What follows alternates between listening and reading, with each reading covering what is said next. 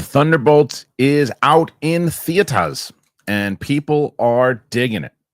All three of us on the show today have seen it. We will not be doing a spoiler review. We contemplated it, but we realized people just haven't seen it yet. We got to give it some time before we do a spoiler review. But we will be doing a non-spoiler discussion about our thoughts, what we think can happen moving forward.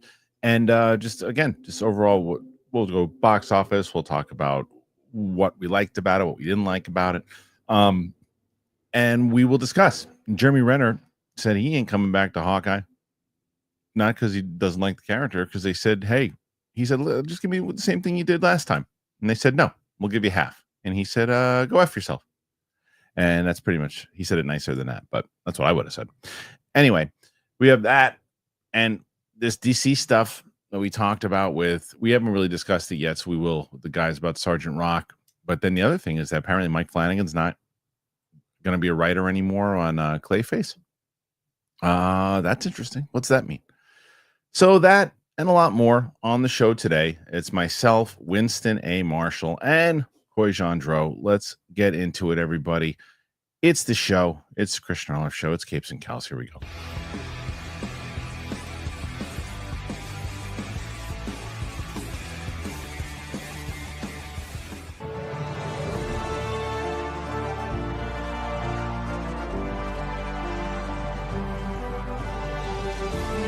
Welcome back, ladies and gentlemen, to the show. It is the Winston Humming Show. It is Kristian Harloff, Coy Gendreau, Winston A. Marshall. It is Capes and Cowls.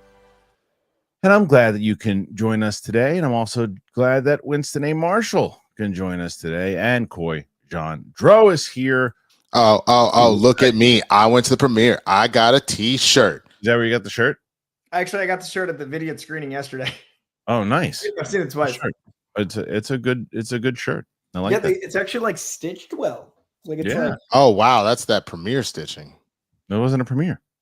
You just said it wasn't a premiere. No, but I mean, like, I meant premieres and like high quality. Oh, I got it. Yeah, when they handed it to me and it felt like I bought it, I was like, oh, thanks. Nice. It's nice. We are going to discuss it because we were all curious about it. We've been saying on this show that we think it has the potential to be the best Marvel movie as far as quality this year, and so far I think we're right. 2 out of 3, and it's definitely the best out of the 2 that have come out thus far. And I am assuming, because I've seen both your social posts and everything too, and Winston text last night into the group, that you guys are digging as much as I am, and I think Coy has pretty much just said it because he saw it twice already.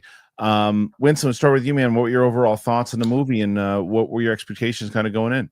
Yeah, I mean, I have said this for a while now that this was the one that I was the most excited about amongst the 3, and I even said that at this point it went Thunderbolts, Superman, Fantastic Four, and so far it's lived up to my expectations. There was just thematically a lot of talk about mental health stuff, which I thought was just a really powerful way to go, considering where the world is right now. The acting was completely just where you would want something like that. And honestly, the vibes that the movie gave me, it gave me the same feelings that I got watching a bunch of a-holes that have no reason to be together come together, like Guardians. It really felt like I was transported back to Guardians, but like doing its own thing. Like, let me make it very clear, this is not a carbon copy of that at all, but a similar vibe of people that have no business together figuring it out. And I really, really enjoyed the ride that they took us on. Yeah, I agree with that, Coy. I think that the difference, obviously, as Winston was saying, with the point he made about why it's similar to Guardians is that it's the cast of characters that shouldn't be together, but the tone is significantly different. Yes. I actually that's what I liked about it. I liked how it was more in the tone with, like, I think Captain America, Winter Soldier, than it was anything else, because like there were some moments, like everybody has comedic moments in a way, but it wasn't like the Guardians of the 2 problem I had where everybody had a joke. It was more so like, no, it was real people in certain scenarios that could be funny no matter what it was. So what did you think of the overall tone? What were your thoughts? I haven't really talked to you yet about it. For me, it definitely felt, and I know people use Winter Soldier as the bar for good reason because I think it's one of the best MCU. I think it's one of the best comic movies ever made. But this to me finally felt like they found that sweet spot where I think that comic book movies are best when they have something to say and when they have something that is kind of introspective. Like when you look inward, that's what I like these stories for, is like your morals and your ethics and who you are. And I think Iron Man is a great example of like, oh, he's at a crossroads and he's inverting his life. And that's what Iron Man represents. And Winter Soldier is similar, where it's a man who has dedicated himself to a country and he's not trusting what that country's doing. And to me, this tone is much in that vein of like a looking inward and trying to figure out a big life change and sort your stuff out. But with some of the Guardians, disjointed, disparate parts elements of a team. So the reason this is in my upper echelon of Marvel is it's hitting the beats that I love that Marvel does, but in all new ways. And I think even its use of Sentry and its ability to navigate that very strong tone never hinders the action or the comedy or the drama, but it adds to it. Like the heart of this film is so strong. It's super strong. I think that, and as Winston mentioned beforehand too, I think that tackling mental health, tackling these things, and it was, again, not preachy, but because it was relevant to what was going on in general and the things. And I said that there's an aspect of it. Again, we're not doing spoilers today. We'll have a spoiler discussion. I'll probably have a spoiler discussion with Roka as well.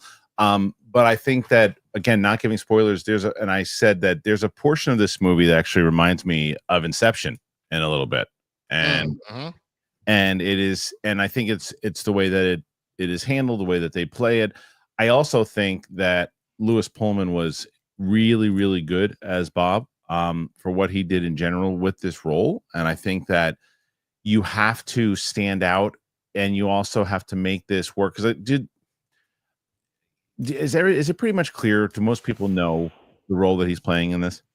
Yeah, I mean, it was announced that both Bob or Robert being, the alter name of the character, but yes, that was the big thing, because remember, Stephen Yeun was playing this character previously, and it was very clear that he was going to be Sentry, and people had this whole thing about it, and blah blah blah. And that's what because I was supposed to actually speak to him last week, and it just didn't work out. Now it's probably going to happen next week, we think. But I wonder how that, like, what that pressure is like, right? Stephen Yeun is going to be in this movie because he had worked previously with the director on Beef. They had that relationship. He's coming in to do it, and then for whatever reason, whether it's fan stuff or strikes or whatever it was, he leaves the project. And like, is there a hesitation there for him to take it in the first place? And then what does he bring into that role? I'm so curious to talk to him about it, because I think he really elevated it. And I think this is kind of he's been great in everything he's been in, but I think this is he had the most to do in this than he has previously, Coy. Yeah, I think that the role is a very strong showcase of his versatility. I think it's also like so much of exposed heart. Like there has to be such a vulnerability to that role. There has to be so much emotion on the surface. And he also can't get annoying because there's such an anchor to it. Shameless name drop. I talked to him at the premiere and I thanked him for what he brought to a character that I don't actually enjoy all the time in the comic books. I think at times the character is really thinly written. I think it's at times very surface level and used in a way that's just like a big gun. And I told him as much at the premiere, and we had a decently long conversation about the comics and what he wanted to bring and why it was important for him as a comic fan. Like he nerded out about like being in the MCU. Like he was so proud of being part of Marvel and being something representing mental health. And I think that's really beautiful to have that conversation in a movie like this. And it was a really cool talk to see that he's such a geek that cared so much about people. He's like, no, you're the person that I needed to make sure liked this, like you comic fans. And he kept mentioning that like comic fans are the hardest to get like on the side of like, we did it. But yeah, he was just so lovely. And it was really nice to see that he was as kind and sweet as you'd want someone to be that's in this position of movie stardom. Great dude. I'm looking forward to talking to him. I didn't realize he didn't start, considering who his dad is. He didn't start acting until he was like into like 2017 or something, which is crazy. Like I thought he, because obviously you got your pops, who was the president of Independence Day, man. Yeah, he was at the premiere too, his dad, and like when he like walked by, I was like, Mr. President. Like, I felt like right. Who does it? The question I'm going to ask him, I'm sure he's been already asked a million times over, is have you already tried to get him into the MCU? Dude, like the fact that I asked Wyatt Russell about his dad and his relationship within the MCU because I've always wondered, like, because Kurt Russell plays the dad of the universe, like Ego is such a dad role. So I'm like, I hate when kids have to talk about their parents ever, but I was like, I'm going to talk to Wyatt Russell. I got to ask. And it was really funny that I was like, wait a second. Yeah. Is anyone trying to get Bill also? That's what I'm going to say. That's my into that. I'm going to say, you know, Wyatt and Kurt have both been in the MCU. Are we getting, you know, Lewis and Bill? Maybe we still are, but I would not be surprised if like he was originally in contention to replace William Hurt and play the president again. And then they were like, Harrison Ford also wants to do it, and they'd be like, find something else for you, Bill. But he also probably would be like, I don't want to play the president again. I did that. Been there, done that. But either way, I think it leads in to what the two scenes. There's a great first post-credit scene that adds to the movie itself, but the second one is the one, and it's funny because I said we're talking about off air, but when I saw it, I looked at the scene and I go, that definitely was not filmed by the same director. That to me feels in the same way that when in Ant-Man 2, was it Ant-Man 2 or Ant-Man 1? I think it was Ant-Man 1. Ant-Man 1. The end of Ant-Man 1, when both Falcon and Cap have Bucky and they're having chained up to that boiler or whatever the hell it is, and they're talking to him. Like, that scene does not look like it's part of Ant-Man. That's from another movie, and it was indeed from Civil War. This is the same thing, and the director confirmed as much. He said it might be from another movie that's filming soon. Is my I don't know if I'm going very actually right now, but I thought the Ant-Man one was the one where he's in the van. They like kidnap him. And then they open up the door and they're just like, "Oh, Mr. Captain, sir." I thought that was that post credit. That's Civil War. I know that is showing Civil War, but I thought that post credit is at the end of Ant-Man. That's not a post credit scene. Nope.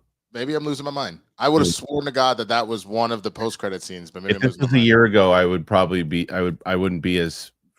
He had just watched them. I know. That's why I was like, I'm very close to just shutting the F up. But like, no, it wasn't. It wasn't. It was that one. But I am. Someone said you're losing your mind, Winston. He's losing his mind. Now I'm reaping all the benefits.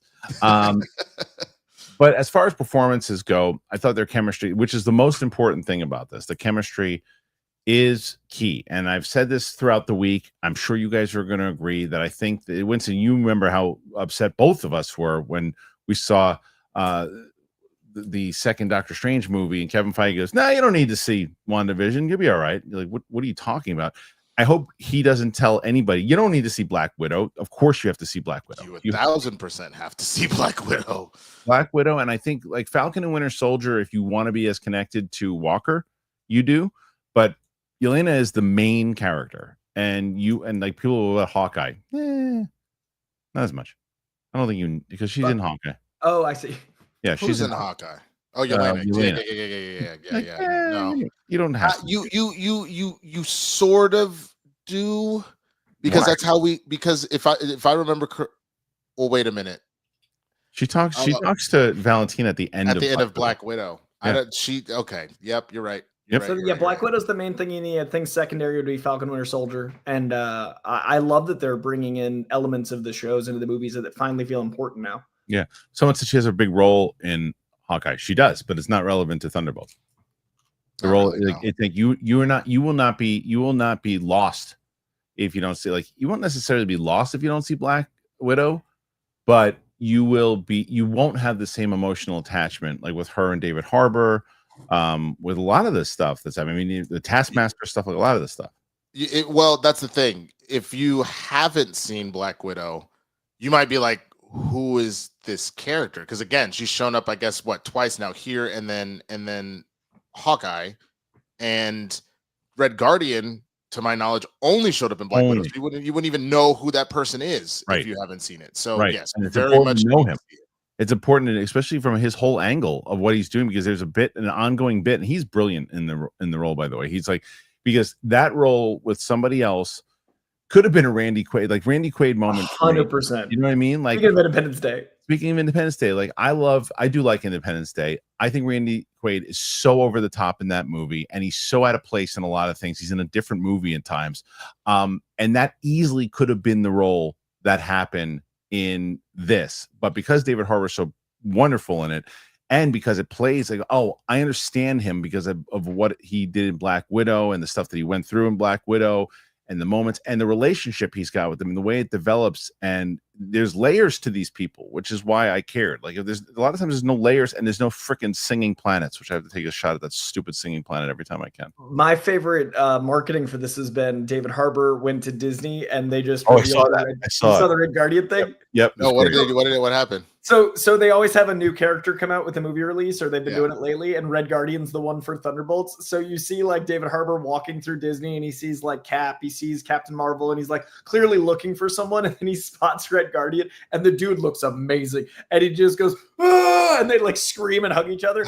Even that joke wouldn't work with a lesser like even of marketing, like it's such a perfect tone and it's so grounded in heart. Yeah. It's true. And what did you think about him, Winston?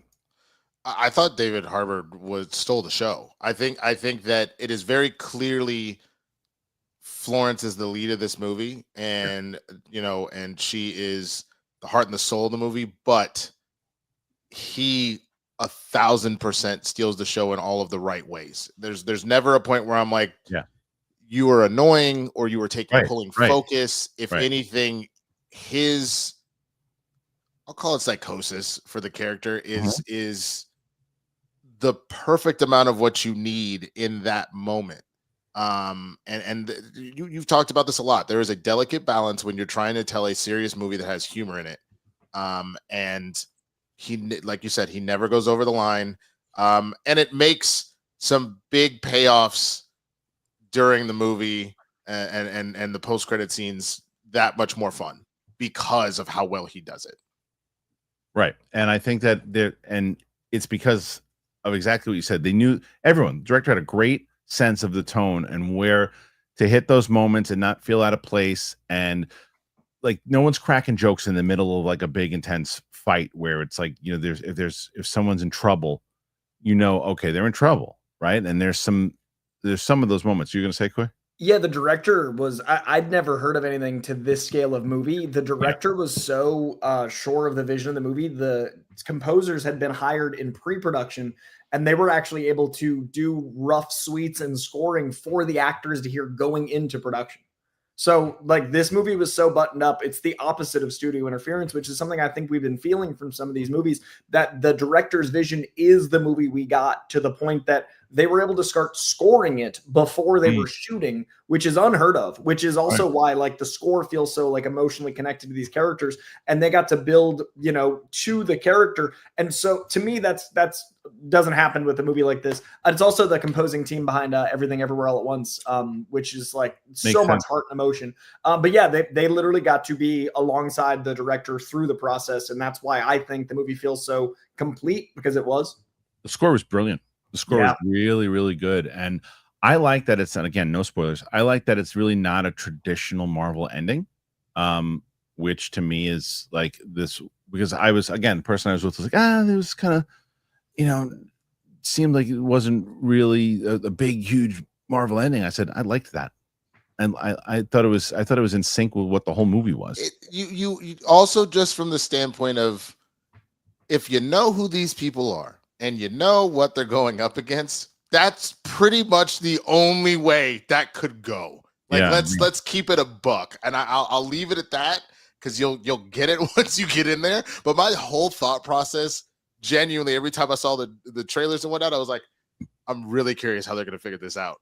Yeah, because that is not who I would call to solve this problem. Yeah, it's true, and the way that it's set up, and I think is done very, very well. And what they do also is that they don't, and I think that Marvel has had this problem, is trying to bombard you with cameos and Easter eggs and all these different things. And what they do well in this is that they fit the MCU in as a storyline. There's certain things like that just pop up in New York, and you're like, oh, okay, that's how that's connected, is pretty great. But then you also have Bucky, who kind of gives you that feel in general. And I thought for people who are like think this is going to be a Bucky movie. It isn't. He's there. He's in a significant part of the movie, and he's a role, but he's not. It's not Bucky Barnes' Thunderbolts. This is Yelena's movie, and I think Florence Pugh is absolutely a movie star. I mean, she from the second she enters, she's got a major presence with her, and what she's got to do is, as the leader and as the lead actor, she's got to be able to connect with each person when she's in a scene with it. You care every single time. Okay, well, it's not like, oh, I wish she was back in the scene with that person. I mean, no matter who she's talking to, if she's going back and forth with Walker, who Wyatt Russell, probably one of the best performances he's done in a while. And I say that as a compliment. He's done great stuff, but this is one I think that this is the best we've seen Walker. And then with her and obviously David Harbour, but her and Bill Pullman, her and Lewis Pullman are so great together. And if you don't have that relationship work, you don't really feel for a lot of what they're trying to accomplish, Corey. Do you agree with that? I think this is the best example of the power of the casting director knowing her cast for the long game. Sarah Haley Finn, what she's been able to build. You got to think like you're casting for 10 years or more out, and you're going to be casting for relationships that don't yet exist. These are characters from, a Disney Plus show, from other movies, from all these things combining. And if you look at it, adding Lewis Pullman, every single one of these relationships works. Like, I love the relationship you're describing between, Yelena and Bob, but like, that's the only real new addition, because you've got to hope that you've got the Yelena and David Harbour relationship strong enough that it holds for this new storyline. You've got to hope that when you bring in these new characters, it adds to the ingredients. And Lewis Pullman went out for Spider-Man. Like, he was Peter Parker, like 10 years ago. He was up for Tom Holland's role. Wow. And, I found out on the red carpet, that she had him in for that, and then basically remembered how much she loved his work, brought him in for this, and now we've got this incredible new soup. We do. And I think that's it. I think he found out where he was supposed to be, right? What happened to Winston? Where'd he go? I don't know where he went, left. He absolutely found out where he's supposed to be, and it's because when you have actors around you that can also elevate what you're doing, it does nothing except make it exciting for everyone else involved. And these characters don't work with lesser actors, and this movie doesn't work without these relationships. Yeah. I think he's having internet issues. So I think that what else do we really need to say about this? I mean, moving forward, I guess that's the other thing, Coy, is that the post-credit scene in general, we really, because you had that kind of piss poor Captain America thing that they tried to do to get you a little bit interested in it. But this one, obviously, this isn't even a post-credit. I think this is a scene from the movie. I love that, and we're going to be very careful with spoilers. I love that so many, and I'm going to even phrase this slowly. I love that so many of the Phase 4 and 5 post-credit scenes felt like they were setting up something, and then we were like, but when? And this one felt confident. Right.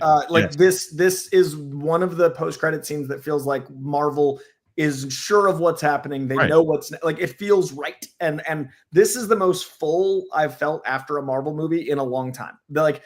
Some of the Marvel movies have felt like when you go get a burger and you're hungry in an hour. This feels like a meal. I feel like I'm satiated. I feel like I'm excited for what's to come. I feel very fulfilled. Yeah, me too. And, the other thing is when we talk about the hype behind it, I think there's more and more people actually interested to see it now. I think that there is, and it's almost where, because Sinners had the same type of thing. People are like, okay, let's see how Sinners is going to be, and then everybody's hyping it up, and now everybody wants to see it, right?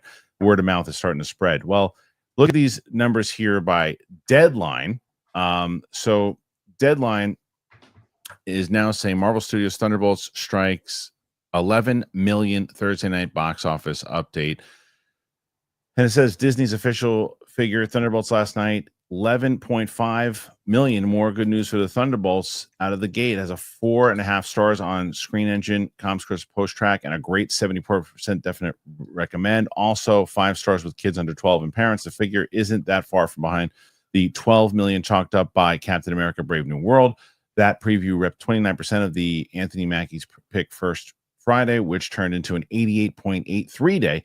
Last night's money from the Florence Pugh, David Harbour, Sebastian Stan movie is under that of Guardians of the Galaxy for Volume 3, which posted 17.5 in previews for 48.1 Friday and a 118.43 day.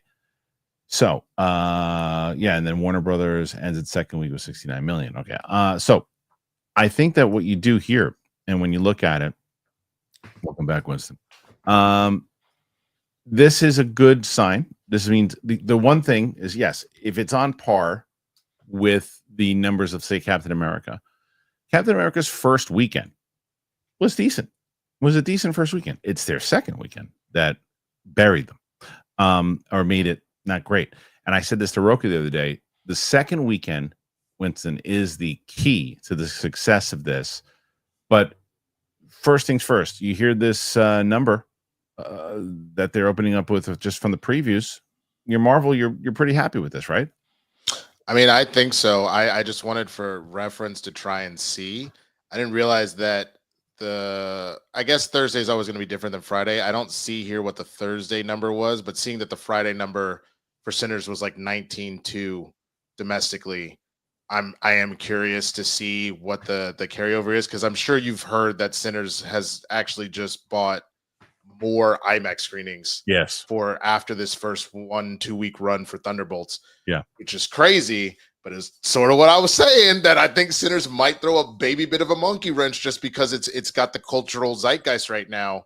I'm very curious to see if Thunderbolts, that it's not just diehard MCU people that are doing this, that you do get the general audiences to go, yeah, I want to go check this out, which I hope they do, because this is a very, very good movie.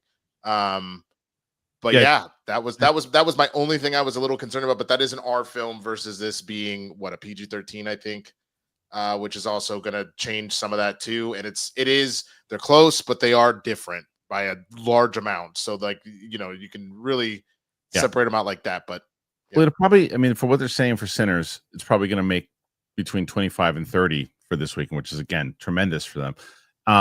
And the difference is, I bet you that if someone could look it up, the Thursday number for Sinners, if it came out, I bet you it's no higher than this or closer. But the difference is the movie costs $90 million to make, as opposed to 150 to 200. I think Thunderbolts wasn't that big of a budget. I mean, I'm not sure what the total budget was. It was like 150. It was between 150 and 200. Was it 152? Okay. So like what Thunderbolts needs to do isn't comparable to what like Cap 4 needed to do, or what an Avengers needs to do. Smaller as you look at like for what Marvel usually scale. Does. Yeah. Obviously I'm not saying it's like Sinners, but what I love is that these two movies getting legs that I think they will is such a good sign for this type of filmmaking. Mm-hmm. I feel like Sinners is true, original, incredible IP that doesn't have a foundation, that is treated with love and reverence. And then the next week is Thunderbolts, which is the opposite. It's known IP, but treated with love and reverence and respect. And it's actually honing in on like the film and the artistry of it. Like this feels like the most filmic superhero film in quite some time. And I think it's a really good thing that audiences are showing up for quality. Mm-hmm. So it shows people like, hey, make good stuff. We'll come to the theater. I was just gonna say, like, here's an idea. Make good stuff. And it's not, and sometimes good stuff, and sometimes people don't see good stuff. You look at Furiosa. Okay. They're not even in the same stratosphere. So Sinners made 4.7. So there's that. But like what? Right. Thunderbolts is wedged in between Let There Be Carnage and Ant-Man and the Wasp right now. Let There Be Carnage at 11.6. Yeah. Ant-Man and the Wasp at 11.5. Yeah, it's significantly different because of what Sinners and Thunderbolts could have in common is, again, good word of mouth. Mm-hmm. And second weekend leg, small drops. Right. I also think, like I said 2 weeks ago, that this movie is going to be word of mouth based, because it does not have the brand recognition of Captain America. It does not have the brand recognition of the phase 1 through 3 characters as they got into their sequels. This is Thunderbolts asterisks. Right. Like it is a different thing. So if people love it and people are loving it as much as we do, I guarantee it's going to have a smaller drop than the average superhero movie. I think it probably will. And it's also, it's got the Marvel thing behind it. And Florence Pugh is a star, and I think obviously she shows in this that she is a movie star, but she is not a major draw right now. She's not. This will make her one, I think. That if it does as well as we think that it could, I agree with you. I think that it absolutely could. I think she carries this movie. She does a great job. I think it's also going to put Lewis Pullman in a different spot. I think it's going to make all of them I was going to say Wyatt Russell is going to be in a different spot after this. I think David Harbour will be the same, because David Harbour is just continuously, every time we put him in something, he's great. David Harbour shows up at everything because everybody's like, oh, we should get David Harbour. Like, he's fine. Like, he's already a movie star. But I also think this is going to be good for Hannah John Kamen. I honestly think that, like, you know, there'll be conversations that wouldn't have happened before this movie about her.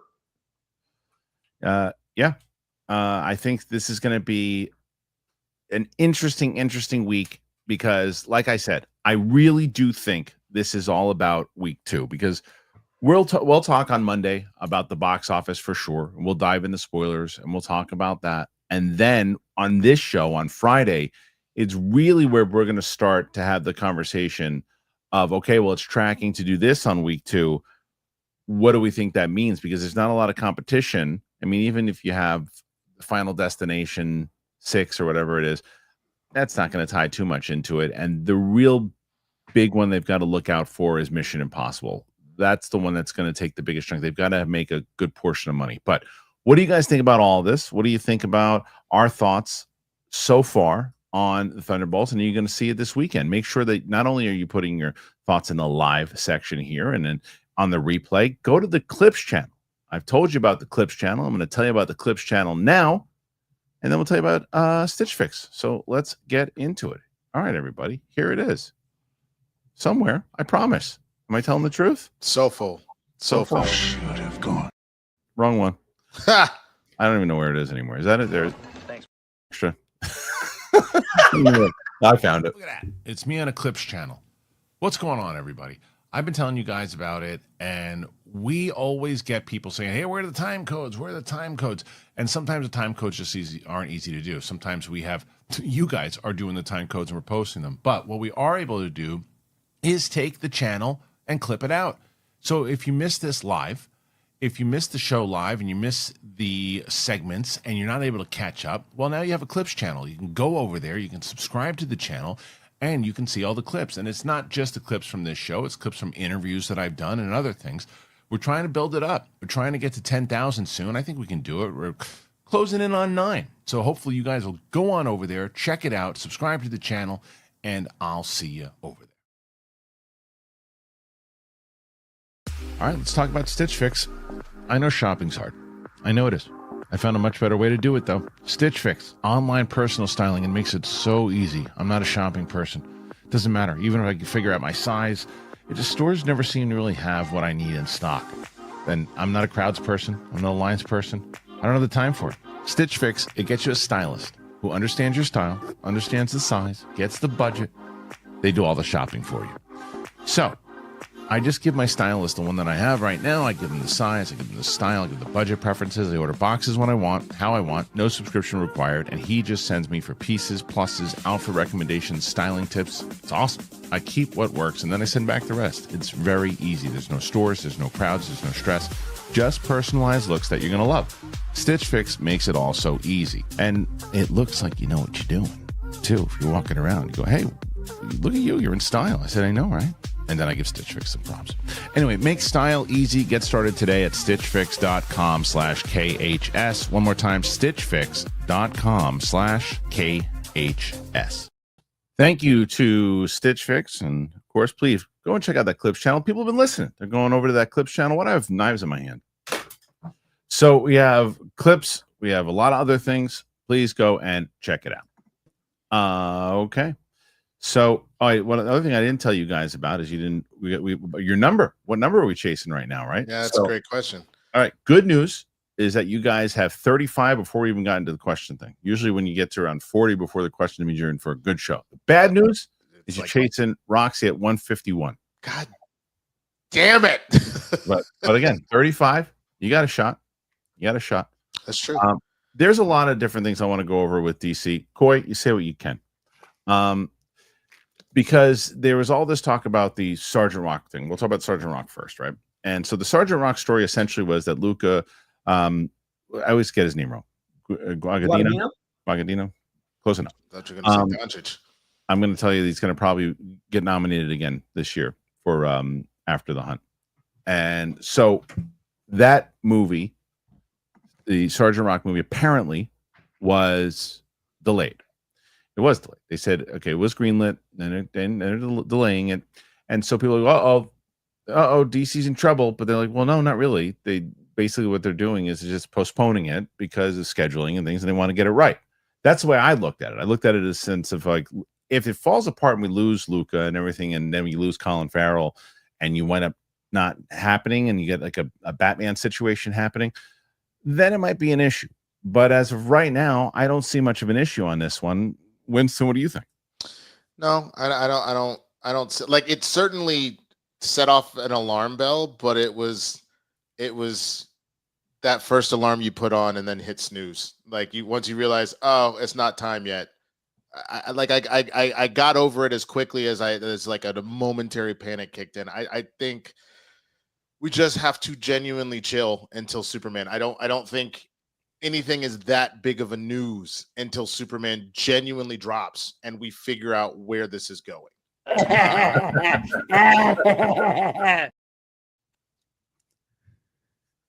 Okay. But I just I don't know. I genuinely think that it will be fine. And the only thing I would say is, look, if Sergeant Rock falls apart, I guess that means Colin Farrell can do season 2 of Penguin. Right. You know, that might be the only thing we get out of the Batman universe, the Reeves universe going forward at this point. Coy, what can you make of it? What can you say about it? So I can say that I did not know of any peril. This came at me via the same way you guys heard about it. So this, I feel like, was a spontaneous surprise. I am, reading the same stuff you guys are, and the stuff that I've read is lining up with what little I know. Like, a lot of it films outdoors, and I hear through reading this stuff that that was a big issue of like timing and scheduling and like weather not working out and cost. Like, those things are what I've heard from reading about it, and that does make sense. And it's something a lot of people don't realize, like when you make a largely outdoor movie that hinges on things. But I don't know what the solution is except for delaying it, and as far as I know, that's where it's at. You also don't need it right now. I mean, it's not if you can make it's not like in a a slot that's like must. But I'm really excited for it. But I would rather see it right, like you're saying. I'd rather see it done with these teammates. It's part of the canon, obviously, but it doesn't connect to the story of like Superman and those other things. It just happened to happen in this universe, right? So by doing that, and you're like, okay, it's not a big deal, because you'll have Superman that's going to come out in July, which is, again, if I'm Warner Brothers or anybody else. Now, the thing is the same thing that we said, whereas if Superman fails in July, you better bet your ass that you're going to see the Batman 2 one way or another. Come hell or high water, you will see the Batman 2 if Superman fails. However, if Superman does not fail, that movie will probably fall apart. And if Superman fails, movies like this, Sergeant Rock and other things, will probably not happen, because I don't know how long James Gunn will be there if Superman fails. It's a big swing. It's so crazy that it could be a one and done. Like, they'll probably get Supergirl out because they've already started. But yeah, it is absolutely nuts that there is a world that it could be one and done. I mean, it's a good thing. I can't even say it's a good thing that a lot of the screenings are going well, just because I stand by what I always say. Until we get to here's the finished product, literally judge it for what it is now. Mm-hmm. All of those are just, you can get the proper feedback you need to get it to the right spot. So who's to say? Yeah. But yeah, it is. I mean, we said this from jump, that it's not just the DC Studios shit. There's, like, Warner Brothers is hinging on this going. Totally. They made a very large bet here. Yeah. But I still have faith in the bet. Like, there's no reason to not have faith in the bet. Also, Warner Brothers, like, Sinners is helping Bowie, and like they've got some big wins that I think are really helping the studio. Well, they just had 2 wins back to back in Minecraft and Sinners, and Minecraft was also Warner Brothers. Yeah, it was. Damn, they're having a year. This is their year so far. And then they have Final Destination coming out, which is probably going to do well also. Yeah, they're for them.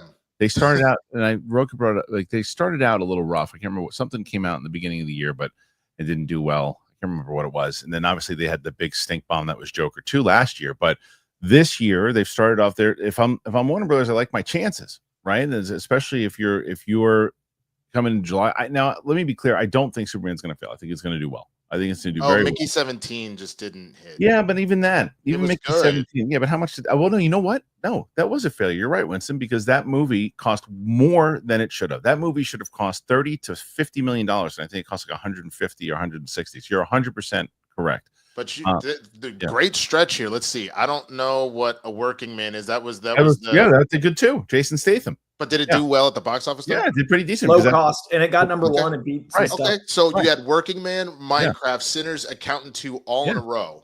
And then your next one is Final Destination, then F1, and then Superman. And then F1? Weapons. Oh, wow. And then Weapons. Weapons, which people are bidding war over. They have F1 also, huh? Apparently, Jordan Peele fired his team for not winning the bid on Weapons.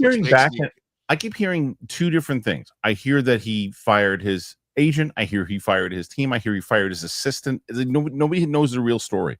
Yeah. It's like a scene from the studio. Like I just keep hearing, like, this happened. I just started it, bro. Oh my god, I love that show. I think it's the best show in the year. You're gonna love this, Winston. You're gonna love the last episode. I just heard about it. Kristian told me. My girl told me about it, about how to do some stuff without being racist. It sounds hilarious. It's hilarious. It's hilarious. Anyway, so I think that they're going to be in good shape, but the question also goes with Clayface, because there's new rumors with Clayface now. And those rumors are the following. Clayface is rumored to be undergoing a page 1 rewrite, and it sounds like the DCU is already in trouble. That is, I don't know if that's accurate, but we'll see by this article and find out. And I hate this damn ad thing. Anyway, let's see what they write. This is Josh Wilding. Sergeant Rock has essentially been scrapped by DC Studios. That's also not true. And now Clayface might be going back to the drawing board. We also have news on potential issues between James Gunn and HBO. Is the DCU in trouble? Back in February, DC Studios enlisted Speak to Evil director James Watkins to helm Clayface, given the filmmaker's horror background. If you haven't seen Eden Lake, make it a priority. All signs point to this potentially being one of the most messed up comic book movies ever. However, Jeff Schneider is reporting today that Mike Flanagan only wrote a skeleton script for the movie, and with his focus shifting to the Carrie TV series, Clayface is reportedly getting a page 1 rewrite. Following up on his report on the hot mic, Snyder revealed that Sergeant Rock's budget was the reason for the movie's cancellation and postponement, not the weather. It sounds like Luca initially had $70 million to play with, only for it to be reduced to $65 million. That's what they're arguing over. Compromising to make a decision in the process. It may have also been greenlit with Daniel Craig attached to star. When he pulled out, Greg Dagnino had to settle for the Penguin star Colin Farrell. Had to settle? What? Who wrote this? Josh Wilding, who I like, but I don't like this article. DC Studios is led by writer-director James Gunn and veteran movie producer Peter Safran. However, their inexperience as studio heads is beginning to show, and time is running out for them to have a DCU movie ready to hit theaters in 2026, early 2027. Despite Gunn's insistence that DC Studios is separate from Warner Bros. Pictures, he still has to answer to Warner Brothers. During the podcast, Snyder strongly hinted that DC's future will be reevaluated after Superman's release this summer. Everybody knows that.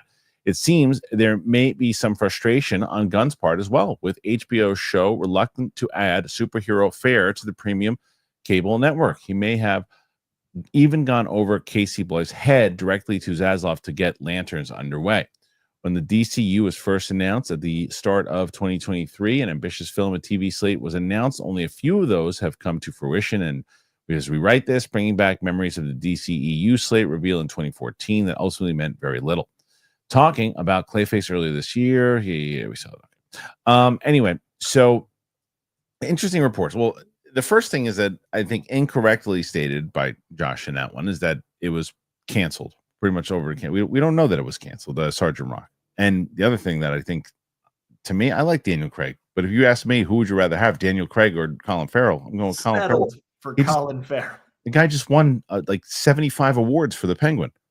Like, how do you not want him over Daniel Craig right now? He's the hotter actor over Daniel Craig right now. Also an Oscar nom 2 years ago for Banshees. Like, right. He's doing okay. He's doing all right. So settle for Kristian Harloff. If you get me, you're settling. You should cancel your movie. Not according to the box, not you saying that you're the settle option. 100%. That's this. Yeah, because you can't see acting. Thanks. We'll get their money. We need it. Your wife is here, John.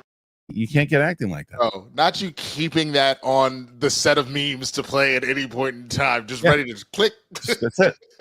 One, please. I wasn't even supposed to say anything. They had to. The ADR was probably so mad because this asshole. So bad. One, please. Because I said one. I said one, and they're like, he wasn't supposed to say anything. He's just supposed to go up there and just give him the drink. And he said something, so they had to dub me over. That's not me saying that. Were you background? Yeah. Oh, dude, I thought you had like a role. That's even more hilarious. Hilarious. I'm telling you, I'm still waiting for PLD to find me doing the suck it thing as the burn victim. Did I tell you guys that story? I told you that, right? No. I didn't tell you. Oh, I'm in that movie twice. Okay. Like there's that, and then there's another scene where they're like, because at the time I got my SAG card on a different movie, but I was trying to get on this, so I was trying to get another day, and we got another day for you. You have to play a burn victim. It's like they put me up in this hospital, and I'm all bandaged up, and Ray Liotta walks in the thing too, and I was like, there's no way that no one's gonna know that it's me. I'm like, so I did the suck it thing, and when you walk, nobody knew. So when you see me, you see the one guy going like this with the hands as me. So I gotta find that. Someone's got to find that. Someone's got to find it, because that I'll play as a thing anyway. Anyway, funny. Point is, you don't settle Confro. You settle with the guy doing suck it in the yeah. But I will say that I think that what is concerning with Clayface is that, it's like one of those things of like, all right, let's stop announcing stuff. It's the same thing that Lucasfilm goes through and Marvel goes through. Let's stop announcing things. Have we learned nothing? Just until you're ready to go and start shooting. Winston, you seem to agree. Yeah, no, I mean, it's the same thing that I want to say all three of us have been saying. Give me no more than a year or two out. Stop giving me your 5-year plan. I know you're doing that for the shareholders. Hold private meetings. I don't know what to tell you, because you literally all you're doing is setting yourself up for failure. Right. And I said this in a previous show. It's very similar to what my therapist has told me, is that there is a dopamine high in the same way that you're getting some sort of, financial little bump, but it's not helping you in the long run to say all this out because you just want to be like, hey, look at me.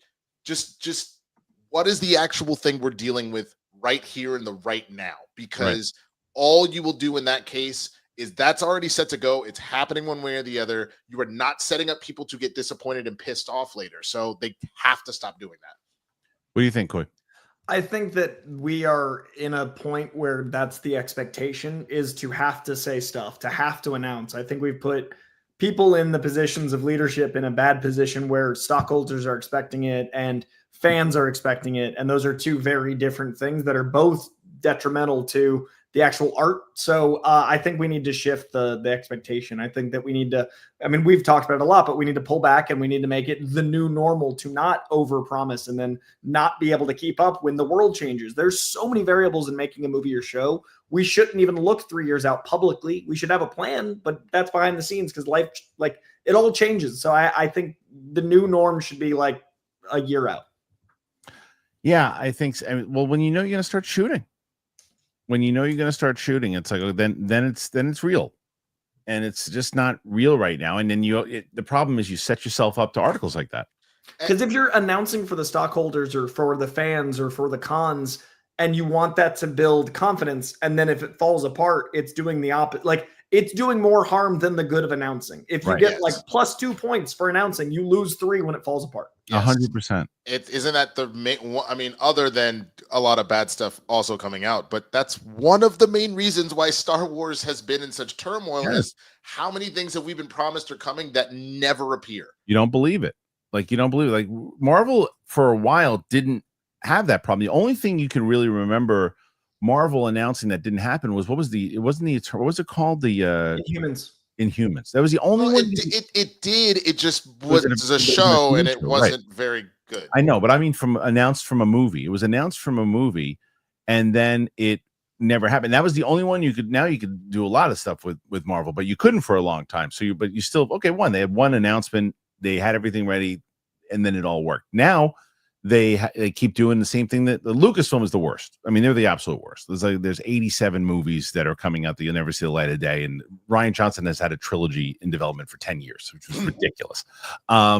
So that's but DC can't afford to do that. Because the difference with Lucasfilm and DC right now, this regime, Lucasfilm at least has some movies. DC didn't have anything yet. The fact that I was surprised that Ryan Gosling was actually at Celebration showed me where I feel like Star Wars is. I was like, oh, it's happening? Right. Like that doesn't feel good when you're surprised at the thing actually being true. It's true.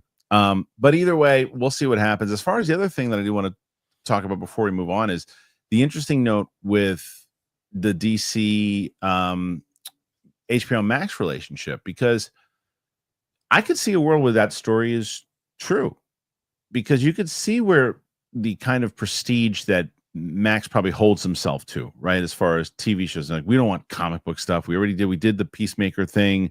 We did, we got the Penguin show. We have this Lanterns thing. Let's not, we don't want to become Disney Plus here. Let's one thing at a time. And John's like, this is my thing. This is what I'm doing. We've announced shows. We're partners with you. We need shows. This is what part of our thing. I could see that happening, but Winston, do you make any truth out of this potential rumor? Sorry, which one? I was looking up something. I was trying to look up something about the MCU. No, from the story I read about the gun and HBO. I believe that, just in the sense that it feels like Zaslav, to this day, it feels like he still doesn't necessarily know what he's doing. It's not Zaslav. This isn't Zaslav. I know Zaslav kind of like greenlit that. You're saying this Casey person was the one that this is the one, the head of Max has been giving a problem that Gunn had to go to Zaslav in order to get Lanterns made. Which I remember seeing that. I guess I still blame Zaslav on it because he put this Casey person in charge, and I would argue that a lot of the stuff with Max has been in a weird disarray, where then all of a sudden he was just canceling stuff left and right and pulling it off the platform. So I'm not entirely surprised, because it feels like the chain of command at times is a little chaotic. So I think it's equally as much about I would assume he put her in that position to do that in the first place, correct? I don't necessarily know if maybe the person was there beforehand. I'm not sure, but I'm not on that same page in that one, Coy, because I think that this is more so of the slate. You look at the slate, whether it's White Lotus, House of the Dragon, these other shows that they, whether it's Mayor of Eastwick, these other shows that they have, these the other one, Hacks, they have tons and tons of quality shows that have been performing very, very well, and they probably think, hey, we know what we're doing over here. We don't want to overperform. We gave you your comic book show. You had the Penguin. We did good with that. We gave you Lanterns after you went to Zaslav, and you've got Peacemaker season 2 coming out. Leave us alone. We have enough now. And Gunn's like, well, no, we have to do more. And they gave him Creature Commandos also. So I wonder where that stands. For me, I would look at the success of Watchmen. I'd look at the success of Penguin. To me, I feel like they would want, as long as it's good, more of it, because all the awards we just talked about Colin Farrell winning are awards for HBO. Right. Yeah. So like for me, I wouldn't imagine they'd want to buy the nature of the genre to be like, no more of that genre. I think it's just going to be piece by piece quality. So I don't know if I buy them just being like, no more comic book stuff if they've had so many hits. I don't think of HBO's comic stuff. I think of it as some of the best. So I think they just got really good quality control. What I hear is they just changed their logo, they're canceling stuff. I think it's more of an HBO being like, let's figure out what we're doing, not comic specific, but like the overall HBO acquisition thing. It feels like it's shifting, not specific to comics to me. Well, my question is, though, because I know that they were for a long time trying to distinguish between a Max original series and HBO. So I guess that's the other thing I'm trying to figure out here is what is it that Gunn was pushing for in that regard? Because it sounded like he was trying to push for Max series and not going for HBO, in which case that doesn't make sense to not put that on Max. You know what I'm saying? Like that is where I guess I'm kind of confused about what this is trying to say. That's my only thing. Yeah, it's just a matter of what really happened, I suppose, because someone pointed out Casey Bloss has been there way before Zaslav. So but either way, we'll see. I mean, it's all rumor and hearsay, and they could be. The other thing is they could have a great relationship. Yeah, we just don't know. In complete nonsense. But what do you guys make of all this? What do you think about it? Put your comments in there, your thoughts about it. Do you think the DC is in a good spot? Let's see what happens. Let's find out what's happening after Superman before we make any judgments. Okay. Last story until we get to your questions. And we mentioned Jeremy Renner. He's been doing the rounds, man. He's been all over the place doing some interviews.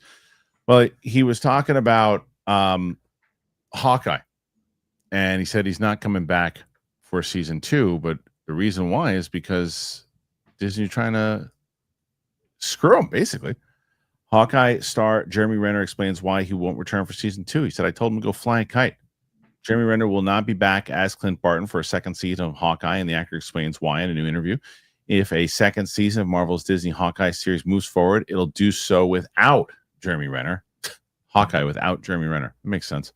During an interview with High Performance, Renner revealed that he declined the studio's offer to reprise the lead role of Clint Barton when he was originally offered, when he was only offered half of his season 1 salary. He said, they asked me to do a season 2 and they offered me half the money. I'm like, well, it's going to take me twice the amount of work for half the amount of money and 8 months of my time, essentially, to do it for half the amount. I'm like, I'm sorry. Why? Do you think because I'm only half the Jeremy Renner because I got ran over?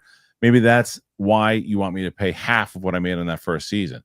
He said, no, this is not Marvel. This is just like Disney, or not even really Disney. It's just the penny pinchers, the accountants. I told him to go fly a kite.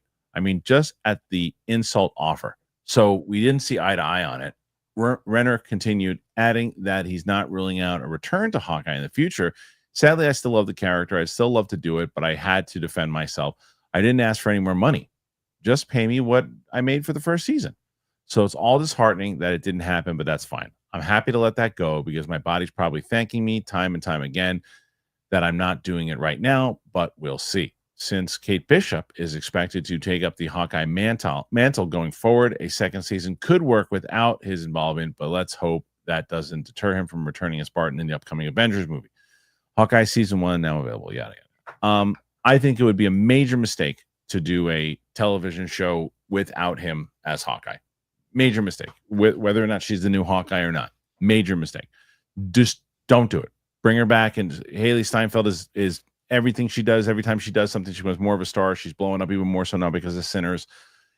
Put her in one of the movies. She'll show up in the movies. Don't do a series. You don't get ill will. You don't need that because he's going to show up in one of the Avengers movies. His agents will not let him get less than he is needed. The Russos will pay him what he's needed to have, so he will show up in there. This to me is exactly what he said. These are accountants trying to penny pinch, but you don't do that with Hawkeye, because that's exactly it feels to me a conversation was like, well, we don't necessarily really need him because he's only going to be in some of this and it'll be a bit about Haley now, so maybe we'll just offer him less. Too late. He's been in 87 movies already. You have to pay him what you paid him. Unless he's one episode to set up a new thing, but even then, or if you're paying him half, it's like, oh, you must want me to do half of the episode. So we're doing 10. So you only went for 5. If that's what we're doing, okay, bet. But like otherwise, what are we doing? But it's also a conversation of putting your brand on something. Like if Jeremy Renner is going to be promoting the show and you're paying him half, like it needs to be very clear that would be the thing. But I agree with Kristian. Like that isn't the show. The one we got worked because it was the buddy duo. Like you need both of them if you want that dynamic. I think a Young Avengers with with Haley Steinfeld, with Kate Bishop would be great. I think moving forward, having Jeremy Renner and Hawkeye as, the Avengers things. But I don't know if a lot of people are, 1, asking for Hawkeye season 2, or 2, wanting it to not be the buddy dynamic that made the first season. That's the best part of the first season. Or 3, if we're going to be wanting more of this after Secret Wars, if they do kind of clean slate it. So I don't know if we need it. Yeah, I don't think we do. And I think it's one of those things where, look, it's probably what happened was when they made the first season, and it was during the pandemic era when they were, they needed their material, and Bob Chapek was handing out shows like he handed out candy. And at that point, probably just paying a ridiculous amount of money to do it. And that's ultimately what happened, because what probably happened is they said, well, what's that? Oh, it was you. I had a notification set for our show, so you just popped up in the 2-second delay. Like it's you in the future past. No. But what I was saying is it's like basically what happened is they're probably sitting around, the accountants go, there's no world where we would offer Jeremy Renner this money today. So we got to offer him what we would offer him today if this was season 1. Problem is, season 1 already happened. So you already have a precedent of what it is. So you can't do that. And is it that important? And I will tell you that is what Bob Iger is doing. And I think, and we'll see how it pans out with the Mandalorian and Grogu, because he's taken Moana 2, turns it into a movie instead of a series. almost $1 billion. We'll see what happens with Mando and Grogu. But then with something like this, look, they had their end credit scene for the Marvels of how, I'll tell you, after watching the Marvels and after seeing, I would have much rather had a movie with Kamala and what's her face? Kate. Yeah. I would have much rather had that than the Marvels, because I think that would have been like you already set those two shows up. People responded. You just have those two would have had a movie, I think, and a smaller budget. That probably would give you a lot more success than that shit piece that they put out. And also, like in this case of Renner, he's one of the only original 6 Avengers that's like willing to do the TV stuff. Right, so right. that isn't the time to be like half. Like it's just it's a tricky. And now the optics are rough because he's been dominating TV. Because with the mayor of East Town or whatever, and he had another show I think that was running. So like he's clearly fine doing TV. Yeah. Just pay him his damn rate that you set up. Especially if the guy cheated death. It's like I mean, what a jip. It's like it's absolutely horrible. Anyway, so what was the other one they said? There was, and someone had mentioned, the Young Avengers. Well, that we reported on here. We talked about it forever. I mean, we reported on it that it's going to be a something on Disney Plus. Thank God, because that would have been a mistake to put that as a movie now. But either way, what do you guys make of it, man? You think that this is is he being greedy? I don't think so. I don't think anybody here thinks so. Or do you think, and then the fact that Disney should pay him, or is it for the better? Because really, who needs the series? Put your thoughts in there. Let us know.